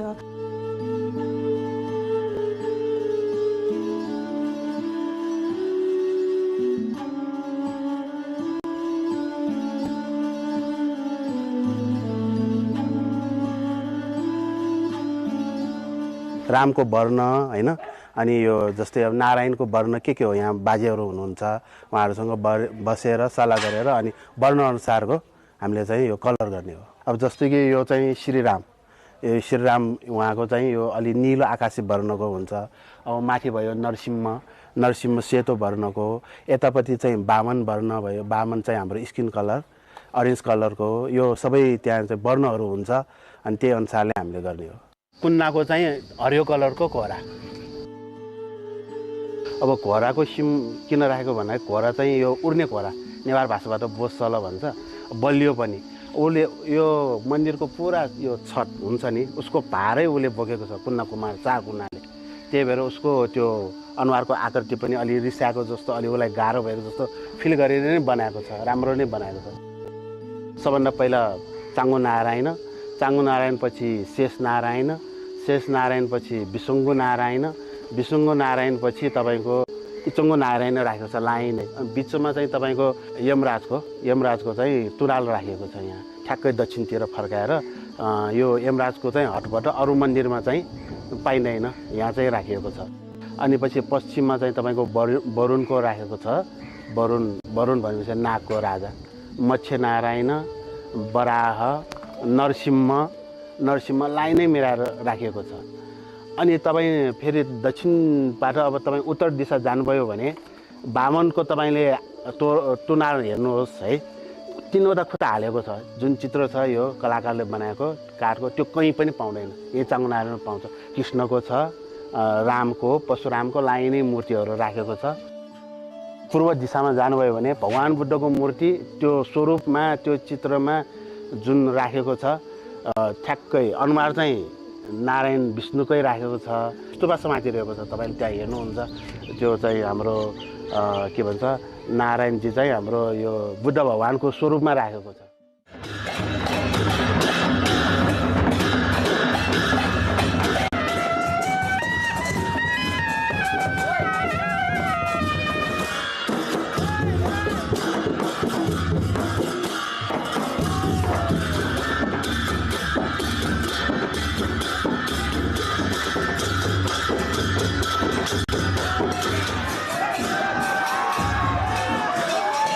हाम्रो चाङ्गो नारायण भने विष्णु धर्म अथवा वैष्णव धर्मको मुख्य थलो हो भनेपछि त्यसलाई चाहिँ फेरि बुद्धिस्टहरूले चाहिँ तपाईँको पनि लोकेश्वरको रूपमा पूजा गर्छन् त्यहाँ होइन। भनेपछि बुद्धिस्ट र हिन्दूको एउटा चाहिँ संयोजन, धार्मिक संयोजनको साथसाथै त्यहाँबाट आउने त्यो कलशलाई वा चाहिँ नारायणको प्रतीकात्मक स्वरूपलाई हनुमान ढोका ल्याउने र चाहिँ कुमारीले समेत दर्शन गर्ने र कुमारीको दर्शन जो त्यो आफ्नै किसिमको विधि परम्परा छ र त्यो कलशको दर्शन गर्नलाई त्यहाँका अरू अब के अरे धर्मावलम्बीहरू जो चाहिँ त्यो धर्म आस्था राख्नुहुन्छ उहाँहरू आएर चाहिँ त्यो धर्म दर्शनका कुराहरू अथवा त्यो कलशको दर्शन गर्ने परम्परा अहिले पनि छ। यसले चाहिँ एकातिर भक्तपुर र कान्तिपुरको एउटा राम्रो सम्बन्धको स्थापना गर्छ भनेपछि पछि तपाईँको पृथ्वीनारायण शाहले काठमाडौँ अट्याक गरेर नयाँ राज्य अथवा नेपाल राज्य स्थापना गर्ने सन्दर्भमा पृथ्वीनारायण शाहले यहाँ आएका चलन मैले अघि भनेको थिएँ प्रथा धर्मलाई कुनै पनि उनले चाहिँ हस्तक्षेप गरेनन्, सबैलाई स्वीकारे र एज ए स्टेट हेड रूपमा उनको वासस्थान त्यहाँ भएको नाताले चाहे मल्ल राजाहरूले पनि त्यहीँबाट सुरु गरे, त्यसपछि पृथ्वीनारायण शाहले पनि त्यो कामलाई कन्टिन्यू दिएको अवस्था पाइन्छ।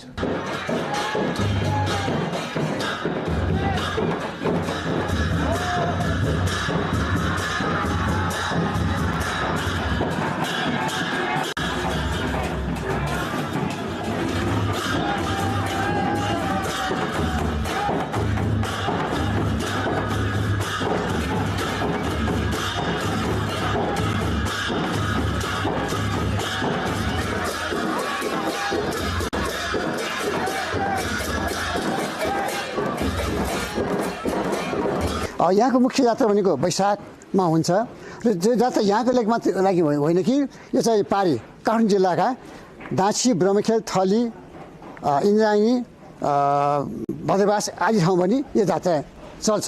हामी यहाँबाट कलश बोकेर खाली पेट हिँडेर हामी जमल पुग्छौँ, काठमाडौँ जमल पुग्छौँ।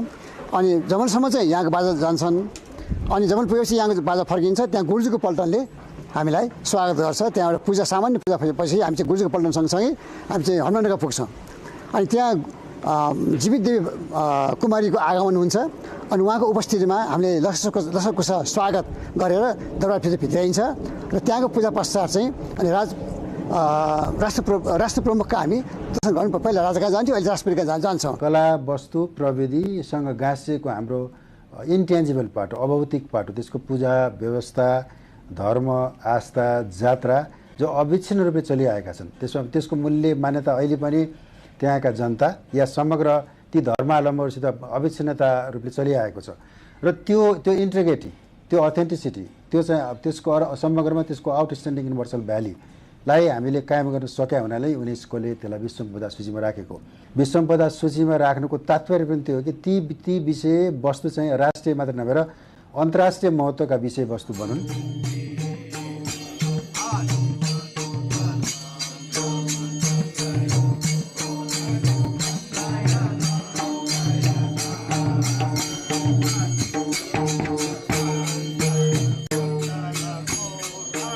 चाङ्गु नारायणमा एउटा विष्णु विश्वरूपको मूर्ति छ। त्यो मूर्तिको तल पाताल लोक देखाइएको छ, नागकन्याहरू छन्।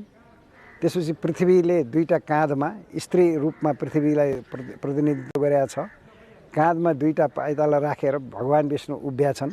त्योभन्दा माथि विभिन्न दिक्पालहरू, अन्य सूर्य चन्द्र, अझ माथि गएपछि आकाश, यिनीहरू सबैको प्रतिनिधित्व हुने गरी देवगणहरू ऋषिगणहरू पनि देखिन्छ र अर्जुनले चाहिँ हात जोडेर बसेको दृश्य पनि त्यसमा कुँदिएको छ।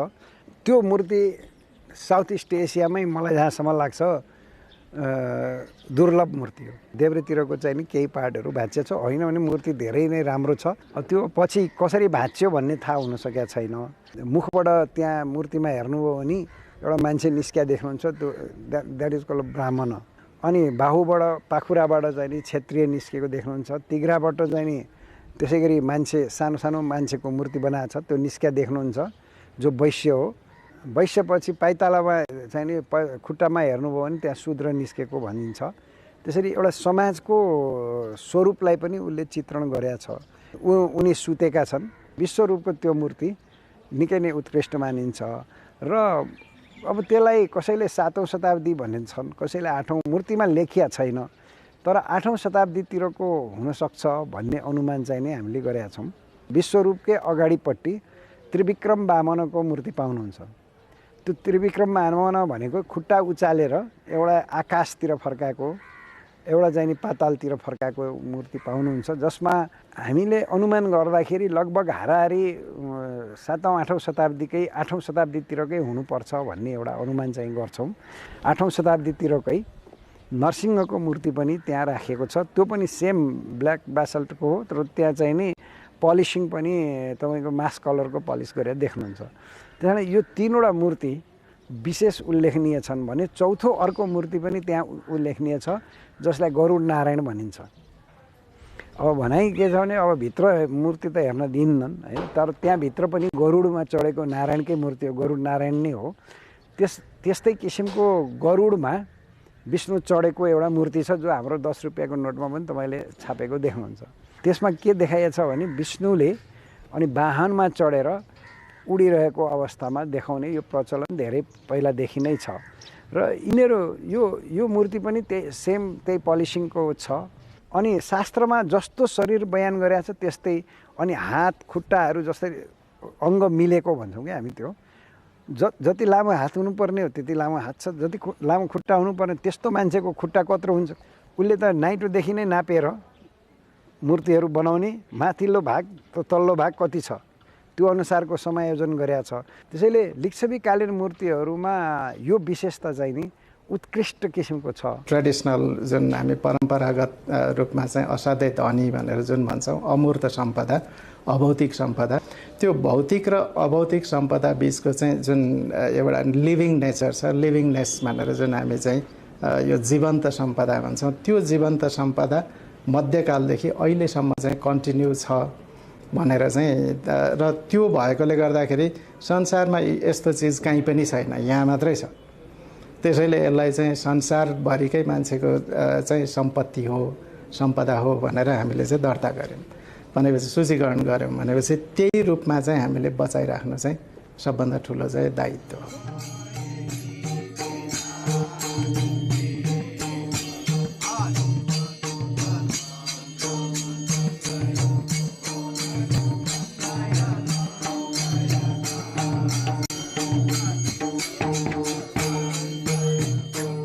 चाङ्गु नारायणको मन्दिर चाहिँ मानदेवको पालामा त्यो अभिलेख एकदम स्थापना भइसकेको, योभन्दा धेरै अगाडि स्थापना भइसकेको र लोकप्रिय र अब विशेष महत्त्व भएको मन्दिर भनेर हामी बुझ्छौँ।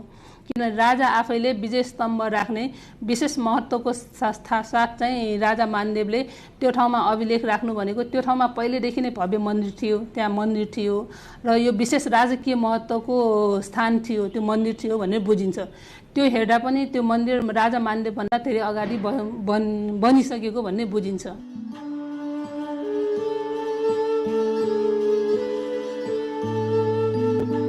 वास्तवमा त्यो स्तम्भ अहिलेको ठाउँ चाहिँ ओरिजिनल होइन, यतापट्टि तपाईँले मन्दिरको अगाडि हेऱ्यो भने सानो खण्डित अभिलेख छ, त्यहाँ भएको हुनुपर्छ त्यो अभिलेख। तर विभिन्न अब चट्याङ अथवा विशेष कारणले त्यो थल्यो र त्यो अभिलेख भाँच्यो। तर त्यति भाँचिसकेपछि पनि त्यो ढुङ्गाको अभिलेख त सुरक्षित भयो, धेरै पार्ट त सुरक्षित छ अहिले।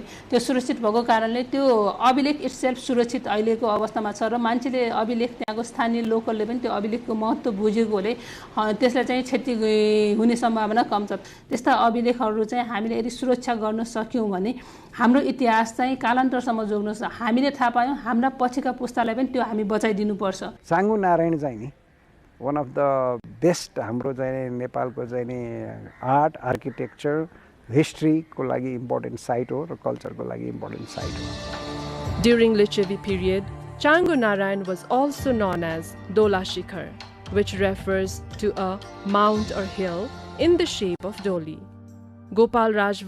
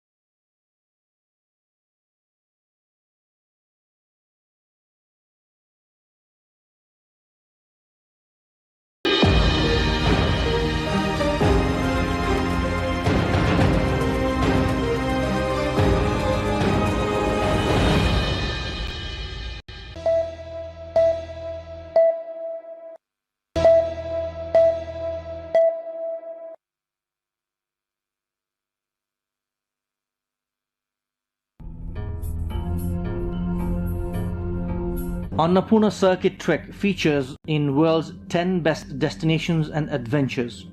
The trekking circuit is the choice of many trekkers as it offers both adventure along with mesmerizing view of mountain ranges. Arguably the best trekking circuit in the world, travelers get up close with dozens of mountains including the Annapurna, Dhaulagiri, Nilgiri.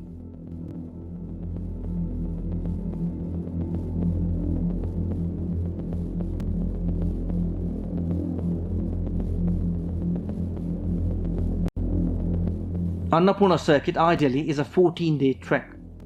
The circuit passes through Lamjung, Manang, Mustang and Myagdi district, including Thorangla Pass as the highest point.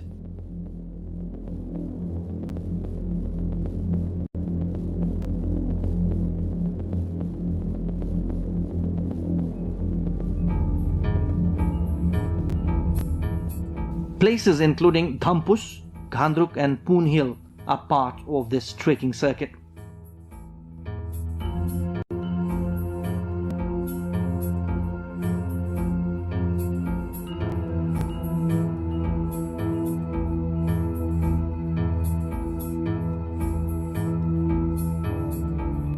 The revered Muktinath shrine is also part of the circuit. Only foreigners were seen in this circuit few years back, but now domestic tourists are also flocking the area. If you are looking for a lifetime trekking experience, then pack your bags for Annapurna trekking circuit. Mardi Base Camp Trek, also part of the Annapurna circuit, is another alternative route for trekkers who can't afford time. Trekkers can be up close with mountains including the Annapurna Range, Dhaulagiri, Machapuchre and Manasalu in this circuit. This 7-day circuit is attracting many trekkers for obvious reasons.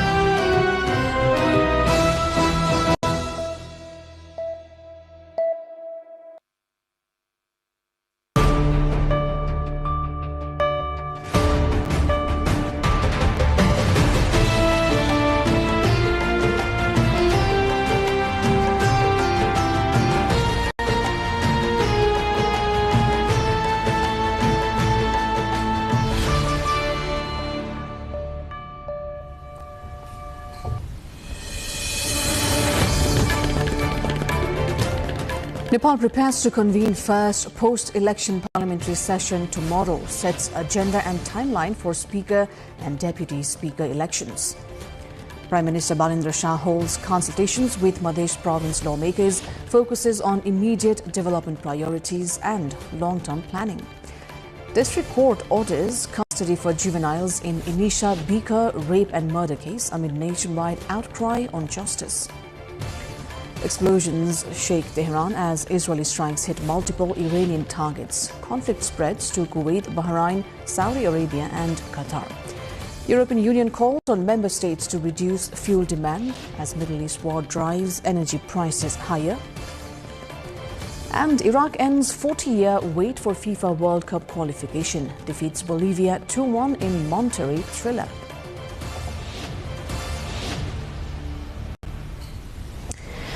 Good evening, I am Sarah Sapsanamarai and this is NTV World News Hour coming to you live from Kathmandu at 2200 hours Nepal time. Now the news in detail. Nepal is set to convene the first parliamentary session following the House of Representatives election held on March 5. The session has been officially summoned for tomorrow, that's Thursday at 2 p.m. according to Federal Parliament Secretariat.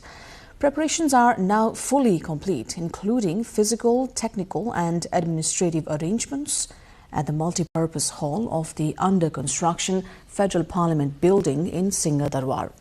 The seating plan positions the ruling party to the Speaker's right, the government at the centre and the opposition to the left, with the Prime Minister and main opposition leader seated close to the Speaker. In Wednesday's all-party meeting, legislators agreed on the agenda, including welcoming remarks by the senior member, discussion of session summoning, party statements and the schedule for electing Speaker and Deputy Speaker. Constitutional provisions require the Speaker and Deputy Speaker to be elected within 15 days of the first session. More on this in our issue of the day later in the bulletin. Prime Minister Balendra Shah has held consultations with lawmakers representing Madhya province as part of ongoing efforts to align national and regional development priorities. The meeting took place at the office of the Prime Minister and Council of Ministers in Singhadarwar, where the Prime Minister sought input on urgent needs across districts and local constituencies. According to participating lawmaker Manish Jha, discussions focused on both immediate and long-term priorities, including healthcare, education, infrastructure, irrigation and agriculture. Prime Minister Shah has already held similar consultations with lawmakers from Sudur Pashchim and Koshi provinces, signalling a broader nationwide engagement strategy. Now, protests continued in Kathmandu's Maitighar area over the alleged rape and murder of Inisha Bika. Rights activists took to the streets demanding justice, raising slogans like "Give justice to Inisha" and "Punish the culprits severely." While the demonstration remained peaceful, Maitighar has become the focal point of the ongoing movement. Participants called for impartial investigations, transparent inquiry and guaranteed justice for the victim's family. Earlier yesterday, a court in Surkhet ordered 4 juveniles accused of raping and killing 16-year-old Inisha Bika to be held in custody while investigations continue. Officials say the juveniles will remain in a correctional facility until the inquiry is complete. More on this in our cover story later in the bulletin. Now, explosions rocked Tehran on Wednesday as Israeli strikes continued across Iran, while Iranian drone attacks hit Kuwait's international airport, causing a large fire, and strikes also struck targets in Bahrain, Saudi Arabia and a tanker off the coast of Qatar, widening a war that has now engulfed much of the region.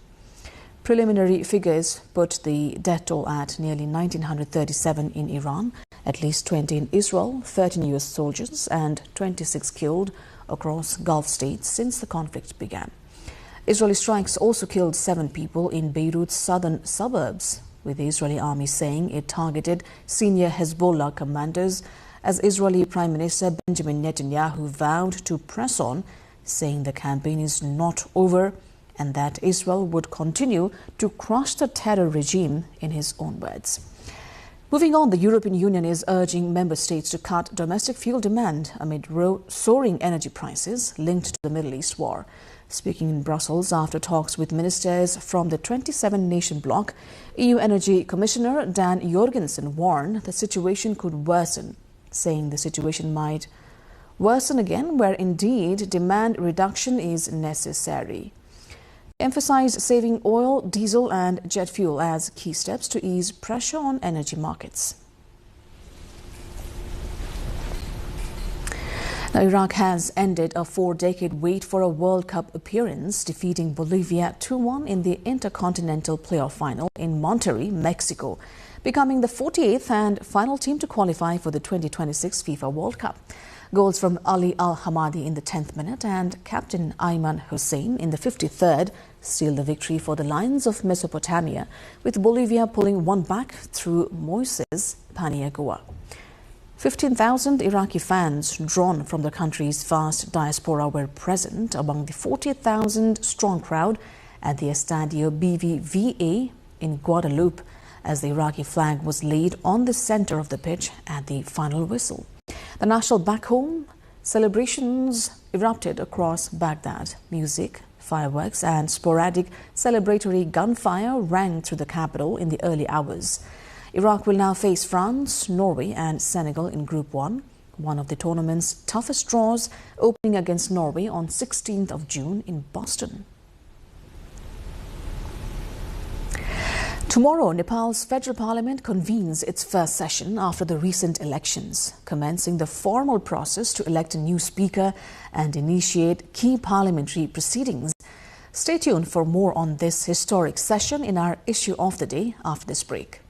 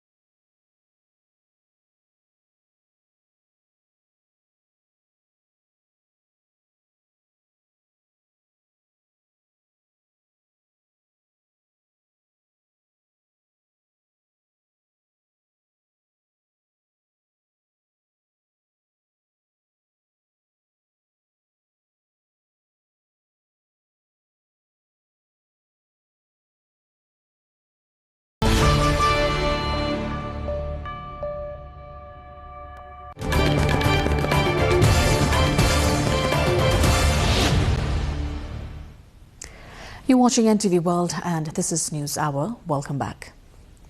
Nepal's federal parliament has agreed on a timeline to elect a new Speaker of the House of Representatives, a key position in the country's legislative process.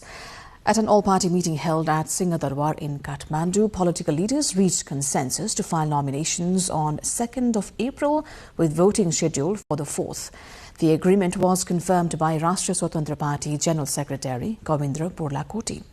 Leaders also aligned on procedures for the first parliamentary sitting. The Speaker election proposal will be tabled when the House convenes on Thursday, marking the formal start of the selection process. Nepal's political parties have agreed on a 5-point agenda for the first meeting of the House of Representatives following the recent national elections. The decision was reached during an all-party meeting held at Singhadarbar with participation from 6 political parties represented in Parliament. According to the agreed framework, the session will begin with the reading of the notice convening Parliament. Senior-most member Arjun Narsingh Kesi will chair proceedings until a Speaker is elected. Top political leaders are also expected to address the meeting, continuing parliamentary practice. The schedule for Speaker elections will be formally presented with nominations set for April 2nd and voting on the 4th. Lawmakers also agreed to follow existing parliamentary rules until a new framework is endorsed, while ordinances issued by the previous government will be tabled. Now, the first joint session of Nepal's newly elected House of Representatives and the National Assembly is all set for tomorrow. The inaugural session at the temporary hall inside the under-construction complex in Singhadarbar will likely focus on formal proceedings, speeches and ordinances. But the Parliament Secretariat is leaving no stone unturned in preparations, including security drills in case of an emergency. Here's Savika Shrestha's report. Nepal's newly formed federal parliament is set to hold its first official session Thursday, marking the formal beginning of the legislative body. An all-party meeting was held on the eve in Singhadarbar to discuss the agenda and coordinate procedures ahead of the historic session. The temporary hall, arranged to accommodate both government and opposition lawmakers, features the speaker's seat at the top, while sitting is divided into 4 sections from left to right. The first 2 sections are for opposition parties, the front rows of the 3rd section for ministers, and the remaining 3rd section along with the 4th section for the members of the ruling side. Speaking about the preparations, Ekram Karki, spokesperson at the Parliament Secretariat, said formal schedule for the election of the Speaker of the lower house is likely to be published on Thursday itself. दलीय प्रतिनिधित्वको आधारमा मन्तव्य राख्ने भन्ने छ एउटा त्यसै गरेर अध्यादेशहरू छन् 3टा ती अध्यादेशहरू चाहिँ प्रस्तुत हुने भन्ने छ त्यसै गरेर सभामुखको कार्यक्रम प्रकाशन गर्ने भन्ने भएको छ छलफलमा सभामुखको कार्यक्रम प्रकाशन गर्न भोलि ज्येष्ठ सदस्य सभामुखज्यूले चाहिँ निर्देश गर्नुहुन्छ सभामुखको निर्वाचन सम्बन्धी पनि रहन्छ त्यसमा चाहिँ कार्यक्रम प्रकाशित गर्नका लागि भन्ने छ अर्को बैठक 22 गते बस्ने भने पछाडी चाहिँ 22 गते सभामुखको निर्वाचन हुने भनेर बुझिन्छ. Meanwhile, security arrangements for the maiden joint session have been made with Nepal police personnel conducting mock drills including emergency evacuation Thursday.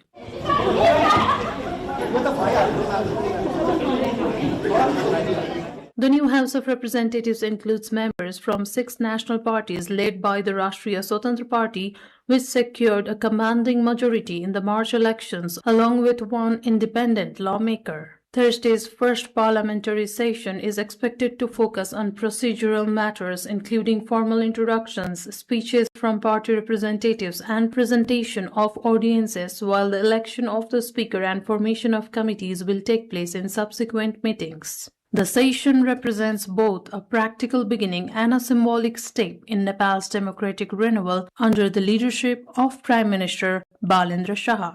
The temporary parliamentary house is all set for its first federal parliament session under Prime Minister Balendra Shah. The nation now waits for clear policies and decisive action. Sabika Shrestha with camera person Samir Thapa reporting for NTV World. Meanwhile, National Assembly is preparing for a session that will operate without any government representation, marking a notable change from past practice. Although Rashtriya Swatantra Party holds nearly 2/3 of seats in the lower house, it has no representation in the National Assembly. Only opposition parties including Nepali Congress, CPN UML, Janata Samajwadi Party, Loktantrik Samajwadi Party and Rashtriya Jana Morcha will participate in the upcoming session. With no government members present, seating arrangements have been reorganized. The right side of the chamber is reserved for the Assembly Vice Chair and the Prime Minister's seat, while other members are listed simply as members without party distinction.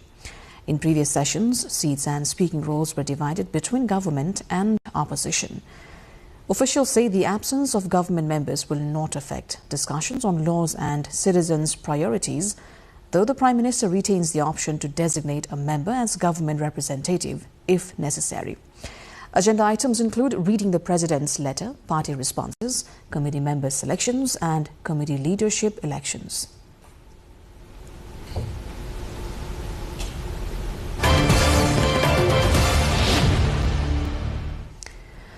The tragic rape and murder of 16-year-old Inisha Bika in Surkhet has shaken the nation, raising urgent questions on justice and safety.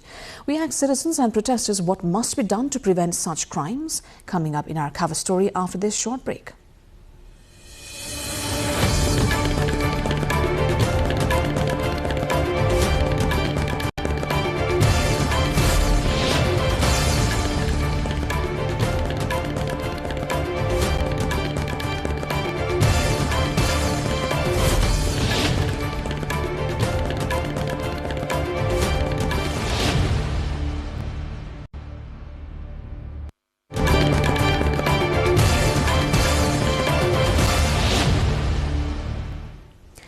You're watching News Hour here on NTV World. I am Sarah Sapsanamarai. Welcome back. The rape and death of 16-year-old Inisha Bika in Surkhet has drawn nationwide attention, raising concerns about sexual violence and the effectiveness of accountability systems. While arrests have been made, the incident has once again highlighted gaps in timely justice and the need to reflect on broader societal attitudes, including education, parenting and social awareness.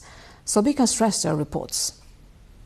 The rape and death of 16-year-old Inisha Bika in Surkhet has deeply affected communities across the country, renewing focus on issues of safety and justice. She was found unconscious in a community forest and later declared dead at a provincial hospital, prompting public concern. The case has raised an important question: why do such incidents continue despite existing legal frameworks? Observers suggest that challenges remain in consistent enforcement, timely investigations, and efficient judicial processes. This case also brings attention to past incidents that remain unresolved or prolonged. The case of Nirmala Panta in Kanchanpur, along with those of Samjana Kami, Bhagarathi Bhatta and Rinku Kumari Shraddha, continue to be referenced in public discussions around justice and accountability. According to Nepal police data, an average of 7 to 8 rape cases are reported daily. Over the past 8 years, nearly 17,000 rape cases and more than 5,000 attempted rape cases have been recorded. However, underreporting remains a concern due to stigma, fear, and social pressures. Social attitudes, including victim blaming and informal settlements, as well as limited support systems, can discourage survivors from coming forward. There is a growing call for improvements, including fast-track legal processes, stronger implementation of existing laws, and better support for victims. At the same time, many emphasize the importance of addressing underlying social attitudes through education, parenting, and awareness, promoting respect, equality, and accountability across all sections of society. चेतना जहिले पनि नीति भन्दा माथि हुन्छ के कमी कमजोरी हाम्रो सामाजिक हाम्रो जो चेतनामै देखिएको छ भनेपछि अब नीतिगत समाधान चाहिँ के हुन्छ देशको भन्दाखेरि एउटा राज्य स्तरबाट तपाईको 8 देखि 12 कक्षा पढ्ने उमेर समूहलाई जो एउटा 17-18 वर्षसम्म त छ नि एउटा नर्मल एज 12 सम्म पढ्ने भनेको तिनीहरुलाई चाहिँ अब जस्तो हेल्थमा त छ त हाम्रो बडीको स्ट्रक्चरको बारेमा छ इमोसनको बारेमा छ हैन त्यसलाई चाहिँ थप सशक्त रूपमा मोरल शिक्षासहित समावेश गरेर प्र्याक्टिकली रूपमा अवेरनेसको ड्रामाटिक प्रोग्रामहरू गराएर त्यसलाई चाहिँ यसरी त्यो संरचना चेतनाको संरचना लिएर आउनु पर्यो कि न कि फाँसी दे भनेर चाहिँ कानुनमा धारमा लेख्न मिल्ने अवस्था छैन। A call for greater awareness and responsible behavior among younger generations through education and family guidance. As the country reflects on this case, it highlights the need for continued efforts through a more responsive justice system and a more aware and responsible society. With the new government formation underway, there are increasing expectations for effective implementation of laws and timely justice. As the whole nation is demanding for the justice, real change must ensure that victims like Inisha Bika, Nirmala Panta and Samjana Bika are not forgotten. These cases are not only demanding for justice, but they are pushing for stricter laws, greater awareness, and also shift in the mindset of people so such tragedies may never happen again. Sabika Shrestha with camera person Samir Thapa reporting for NTV World. And in this context, in our Public Pulse segment, we asked members of the public and protesters what action should be taken against rape crimes. Here's what they had to say. मानव अधिकारको रक्षाको लागि संविधानमै हदैसम्मको दोषीलाई कठोर कानुनको निर्माण हुनुपर्छ।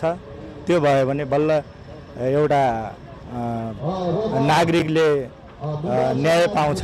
जहिले पनि यो भनेको केटी मान्छे मात्रै र त्यसमा पनि विशेष गरी हाम्रो दलित समुदायको दलित वर्गको महिलाहरू चाहिँ यसमा पीडित हुनु परेको छ र यो कानुन भनेको चाहिँ तल समाजमा आएर व्यावहारिक पक्षमा हुनुपर्छ, माथि कागजमा मात्रै सीमित भएर भएन। बालबालिकालाई बलात्कार, सामूहिक बलात्कार र बलात्कारपछि हत्या गर्नेलाई मृत्युदण्ड दिनुपर्छ भनेर आवाज उठाउँदै आएको हो र मृत्युदण्डको सजायको व्यवस्था नभएसम्म यस्ता काण्डहरू पटक पटक घटिरहन्छन् र यसको लागि कानुन बनाउने एउटा पक्ष हो भने कार्यान्वयनको पक्ष अर्को हो। त्यसैले मृत्युदण्डकै सजाय हुनुपर्छ। अहिले जुन खालको रेप भएर मर्डर केस हो नि, यो त योभन्दा जघन्य अपराध कुनै पनि हुन सक्दैन। त्यसैले यसलाई त आजीवन नै कारागार सजाय हुनुपर्छ, जसले गर्दाखेरि मान्छेले बलात्कार गर्ने भन्ने सोच पनि उसको दिमागमा आउँदाखेरि पनि 10 पटक सोचोस्, आँग्ने उसको सिरिङ्गा होस् कि यो घटना भने कति शुद्ध गर्दाखेरि कस्तो सजायहरू भोग्नुपर्छ भन्ने कुराको भागीदारले फिल गरोस्। जोसुकै होस् के, धनी होस् गरिब होस् र हत्यारालाई फाँसी नै हुनुपर्ने, पीडितको लागि निष्पक्ष छानबिन हुनु पर्यो नि त। यदि कानुनमा फाँसीको सजाय लेख्न मिल्छ भने बलात्कारीलाई फाँसीको सजाय देऊ, मेरो त माग त्यही नै छ। 500 रुपियाँ तिर्नको डरले हेलमेट लगाउँछन् भने 2-3 जनालाई फाँसी दिएर हेर न, बलात्कारीहरूलाई के बलात्कार गरेर यसरी हत्या गर्ने बलात्कारीहरूलाई 2-3 जनालाई फाँसी दिएर हेरौँ न त, उनीहरू किन डराउँदैनन्?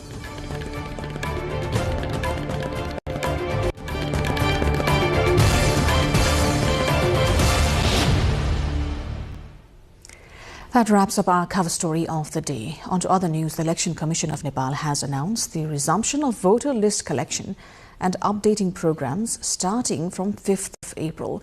This follows a suspension period that began on 22nd November last year due to House of Representatives elections. Citizens who possess a national identity card can now register online using their existing details. Others may complete an online pre-enrollment form but are required to visit their respective provincial or district election offices in person to provide biometric data. The Commission further confirms that online applications are now open for updating personal details, correcting errors and removing duplicate or deceased entries from the voter roll. All eligible citizens are encouraged to ensure their information is accurate and current. Communist Party of Nepal, UML, has unanimously selected Ram Bahadur Thapa as its parliamentary party leader. The decision was made during a meeting at the party's central office in Chasol, according to Election Committee Coordinator Neeraj Acharya. Thapa, who was elected under the proportional representation system, secured the position unopposed after fellow leader Suhang Nemwang withdrew his candidacy. UML currently stands as the third largest party in the House of Representatives, holding a total of 25 seats. At a meeting of central members elected from the 14th Nepali Congress Convention, leaders emphasized the need to steer the party toward the 15th convention, regardless of any court decisions on internal disputes. Leader Shankar Bhandari highlighted that recent setbacks stem from the party's inability to move forward effectively and stressed that all factions must unite to advance the party agenda and work for the country's interest. The discussion focused on recent political developments and internal party matters. दुवै पक्षलाई समेटेर मौजुदा कार्य समितिलाई भङ्ग गरेर एउटा plane committee बनाएर सानो आकारको प्लेन कमिटी बनाएर 15 महाधिवेशनको तयारीमा जानुपर्छ र महाधिवेशन गर्नुपर्छ. Home Minister Sudhan Gurung has conducted an inspection of Kathmandu District Police Office, underscoring the government's focus on accountability and public service. During the visit, Minister Gurung instructed police personnel to work responsibly and in transparent manner in the public interest, reinforcing their role in maintaining law and order across communities. Minister Gurung emphasized that law enforcement must carry out duties without interference while actively working to control criminal activities. Police authorities said the minister also praised the professionalism and capability of Nepal Police. सम्पूर्ण प्रहरी कर्मचारीहरूलाई नागरिक मैत्री, स्वच्छ, पारदर्शी र सेवामूलक प्रहरी सेवा प्रदान गर्नको लागि उहाँले हामीलाई निर्देशन दिनुभएको छ र प्रहरी सेवाको प्रविधि सेवामा प्रविधिको प्रयोगको सन्दर्भमा नि उहाँले आवश्यक व्यवस्थापन हुनेछ भन्ने जुन किसिमको हामीलाई जो विश्वास आश्वासन दिनुभएको छ. Supreme Court Nepal has ordered authorities to provide written explanations over the arrests of a former minister and provincial lawmaker. A single bench of Justice Srikant Podal directed the Office of the Prime Minister and Council of Ministers, along with the Central Investigation Bureau, to submit reasons for the detentions within 3 days' time. The order follows habeas corpus petitions filed on behalf of former Minister Deepak Khadka and Lumbini Province Assembly Member Rekha Kumari Sharma. Petitions were launched by Khadka's wife Binita Thapa and Sharma's husband Chintamani Sharma, seeking legal clarification on the arrests. Gautam Buddha International Airport is gearing up for full-scale operations with plans to expand flights and attract more international carriers. Airport management says the number of international flights will increase significantly starting from the upcoming summer schedule. Currently, Thai Air Asia operates flights catering to Buddhist pilgrims, and in the next season, additional flights connecting Lumbini to destinations like Gaya are planned. The airport is also introducing the fifth freedom concept, allowing foreign airlines to use Bhairahawa as a transit point to operate flights to third countries. This expansion and new flights are expected to boost religious tourism while making travel easier for Nepali citizens working abroad.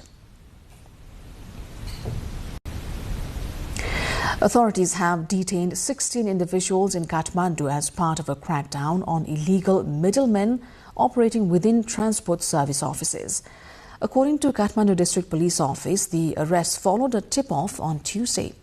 Police recovered more than 122,000 rupees in cash, along with 53 vehicle registration documents, commonly known as bill books.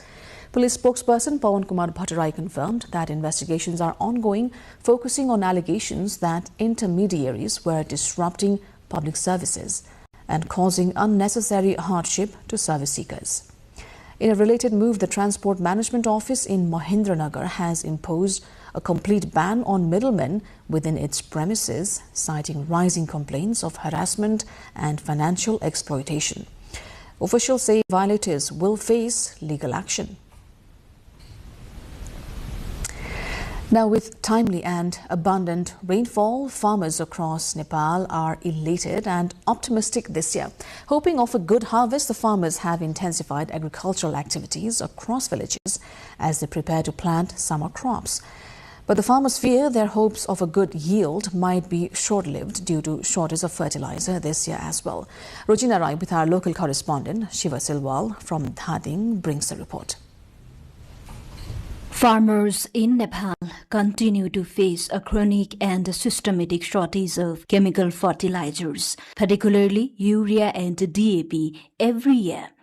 There remains a significant gap between annual demand and supply, creating a persistent crisis that severely affects the agricultural sector, especially during peak planting seasons. The recurring shortage of fertilizers at the time farmers need the most has become a nationwide problem. In Dhading district, farmers are urgently demanding timely access to fertilizers as agricultural activities are currently in full swing. They early demand further supply as they fear suffering from fertilizer shortages again this year. Timely rainfall and favorable weather conditions have raised expectations of a good harvest, and many farmers had hoped for improved agricultural production this year. However, these expectations are increasingly being overshadowed by concerns that insufficient government supply of chemical fertilizers could undermine yields. The situation is particularly concerning this year as farmers in the district have begun cultivating previously abandoned land again. This expansion of farming activity comes despite ongoing challenges from wild animals such as monkeys, which frequently damage crops and make farming more difficult. This way, it can be said the fertilizer shortage may hinder crop growth and reduce yield, limiting the benefits of farmers' hard work and favorable weather conditions this year again. Rosina Rai with Siva Silwal from Dhading reporting for NTV World. Now, authorities in eastern Nepal are responding to a growing outbreak of avian influenza, commonly known as bird flu, across multiple poultry farms in Sunsari district. Officials say more than 19,000 chickens have been culled from 14 suspected farms as part of containment efforts. The infection has been confirmed in areas including Inarua and Itahari. According to veterinary official Dr. Manoj Kumar Mahato, lab tests from the Central Animal Disease Investigation Facility verify the presence of the virus in both broiler and local bird populations, including ducks. Authorities have intensified surveillance and imposed high alert measures in affected zones to prevent further spread. Farmers are being urged to report unusual symptoms immediately and limit external contact with poultry to reduce transmission risks. International news coming up next. For now, a quick recap of the top stories this hour.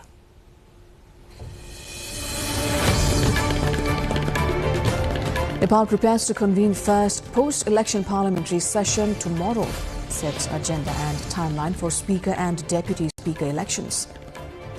Prime Minister Balendra Shah holds consultations with Madhya Province lawmakers, focuses on immediate development priorities and long-term planning.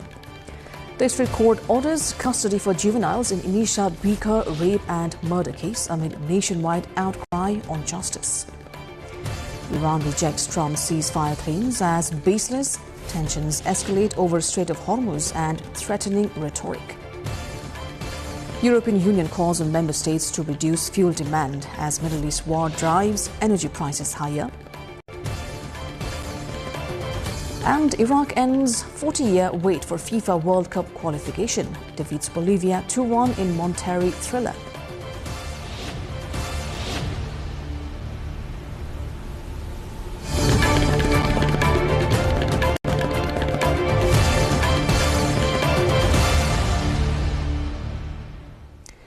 Yemen's Houthi group has said it has carried out a third missile attack targeting Israel, describing it as a coordinated operation with Iran and Hezbollah.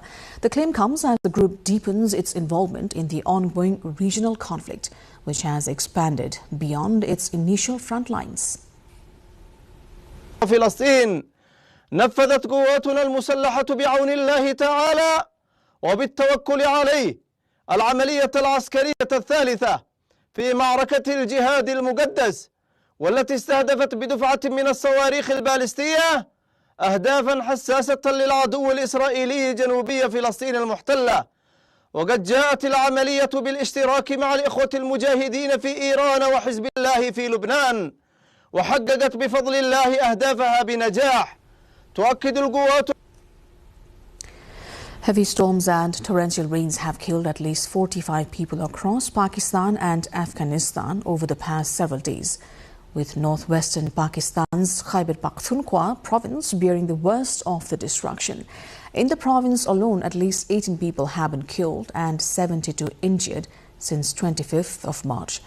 In one particularly grim incident in Bannu, a wedding ceremony turned deadly when a veranda roof caved in as guests sought shelter from the rain, killing 2 and injuring 31. Across the border, Afghanistan reported 17 dead and 26 injured as floods, landslides and thunderstorms struck multiple regions within a 24-hour period. Pakistan's meteorological department has warned of fresh storms, thunderstorms and possible flash floods. China has said it will strengthen cooperation with Pakistan on Iran during a visit by senior Pakistani officials to Beijing. Foreign Ministry spokesperson Mao Ning also expressed condolences over the killing of Indonesian UN peacekeepers in Lebanon. The move highlights Beijing and Islamabad's efforts to promote regional stability amid ongoing Middle East tensions. Now, dozens of Palestinians protested in Ramallah against a bill passed by the Israeli parliament that would permit the death penalty for Palestinians convicted of deadly attacks. The demonstration held outside the International Committee of the Red Cross headquarters included relatives of prisoners, faction representatives and activists. Protesters condemned the legislation as a severe escalation in legal measures against Palestinians. The bill has sparked concern among human rights groups who warn it could further inflame tensions in the occupied territories. Palestinian authorities and international observers are calling for restraint and dialogue to prevent the law from exacerbating the ongoing conflict. Sri Lanka is set to introduce a 6-month program offering free tourist visas to passport holders from 39 nations. The draft regulations, now heading to Parliament after cabinet approval, aim to revive tourism, which dropped 22% in March due to flight disruptions and rising travel costs linked to Middle East conflict. Major markets such as the US, UK, Germany, France, Australia, China, India and Gulf states are expected to benefit.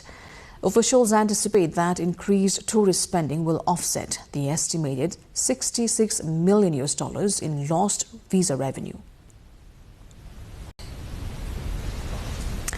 Hong Kong's iconic hero trees, known for their vivid spring blooms, are showing signs of disruption as climate patterns shift. Conservationists say the kapok trees are now flowering while still covered in leaves rather than on bare branches as traditionally seen in Hong Kong. This change suggests seasonal cycles are becoming misaligned due to rising temperatures linked to climate change. Experts warn such ecological shifts could affect broader urban biodiversity and signal deeper environmental stress.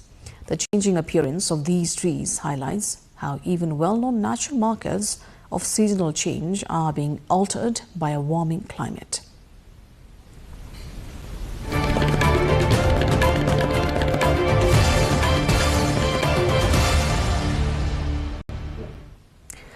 Business news are up ahead. For now, a short breather.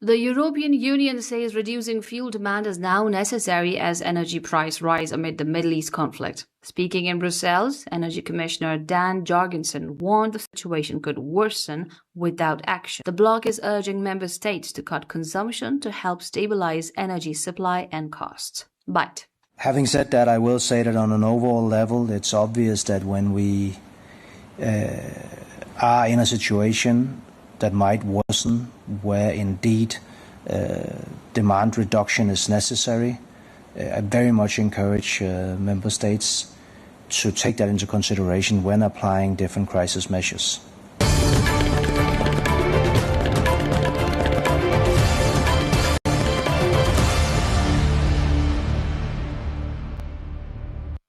A Russian oil tanker has docked in Matanzas to deliver 730,000 barrels of crude, marking Cuba's first shipment since January. The Anatoly Kolodkin arrived following a temporary easing of the United States fuel blockade. The delivery aims to ease Cuba's energy shortages and stabilize supplies for the island nation. The tanker is subject to U.S. sanctions, highlighting the sensitive geopolitics surrounding energy exports. Officials say the shipment is critical for Cuba's refineries and domestic fuel distribution amid ongoing economic challenges.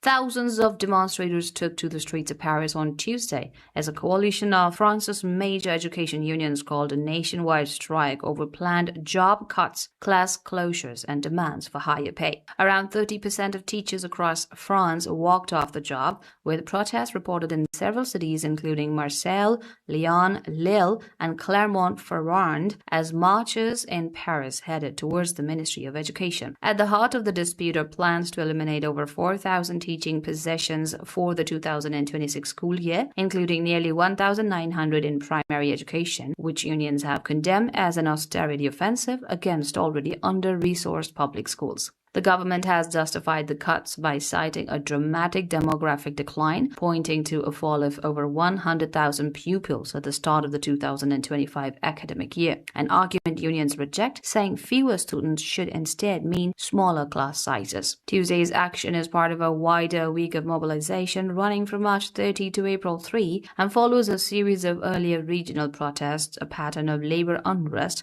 that France has seen repeatedly in recent years as successive governments have pursued austerity measures across the public sector.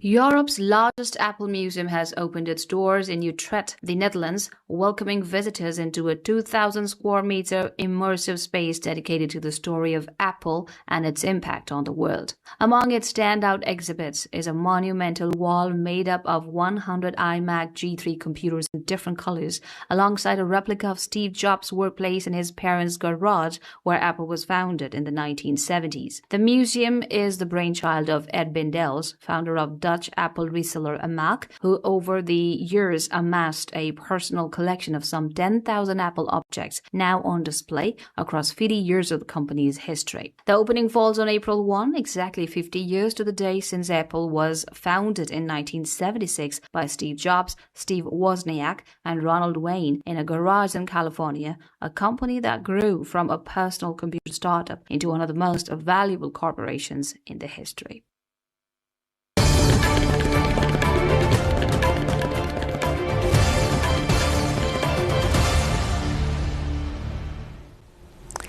And with that, we move on to sports update.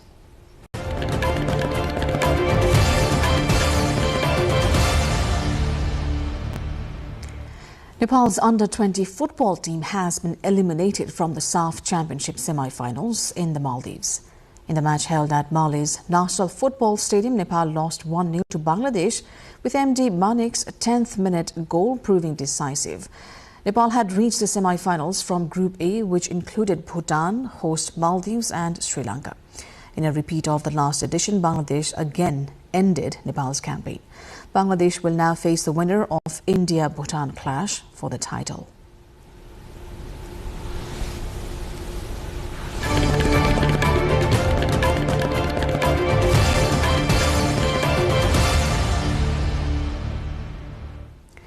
Now the weather updates, first from across Nepal and then the world.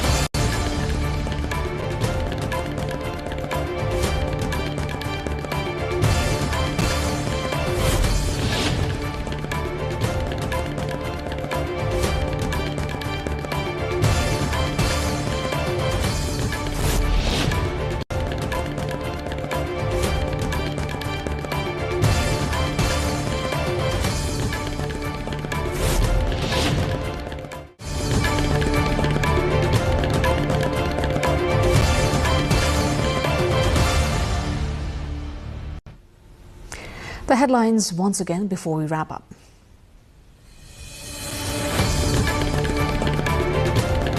Nepal prepares to convene first post-election parliamentary session tomorrow, sets agenda and timeline for Speaker and Deputy Speaker elections.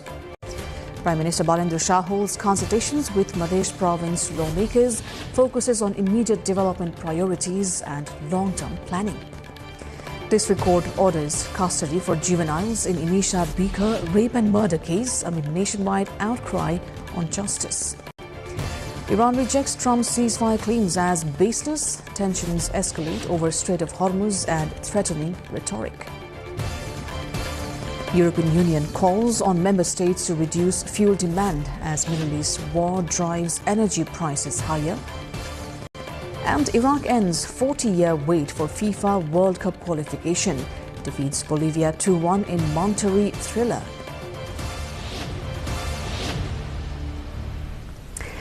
And that brings us to the end of this edition of News Hour here on NTV World. Do join us through our social media pages and also get the latest update from our official website, nepaltelevision.com. I am Sarah Sapsanamarai. Thanks for staying with us. Good night.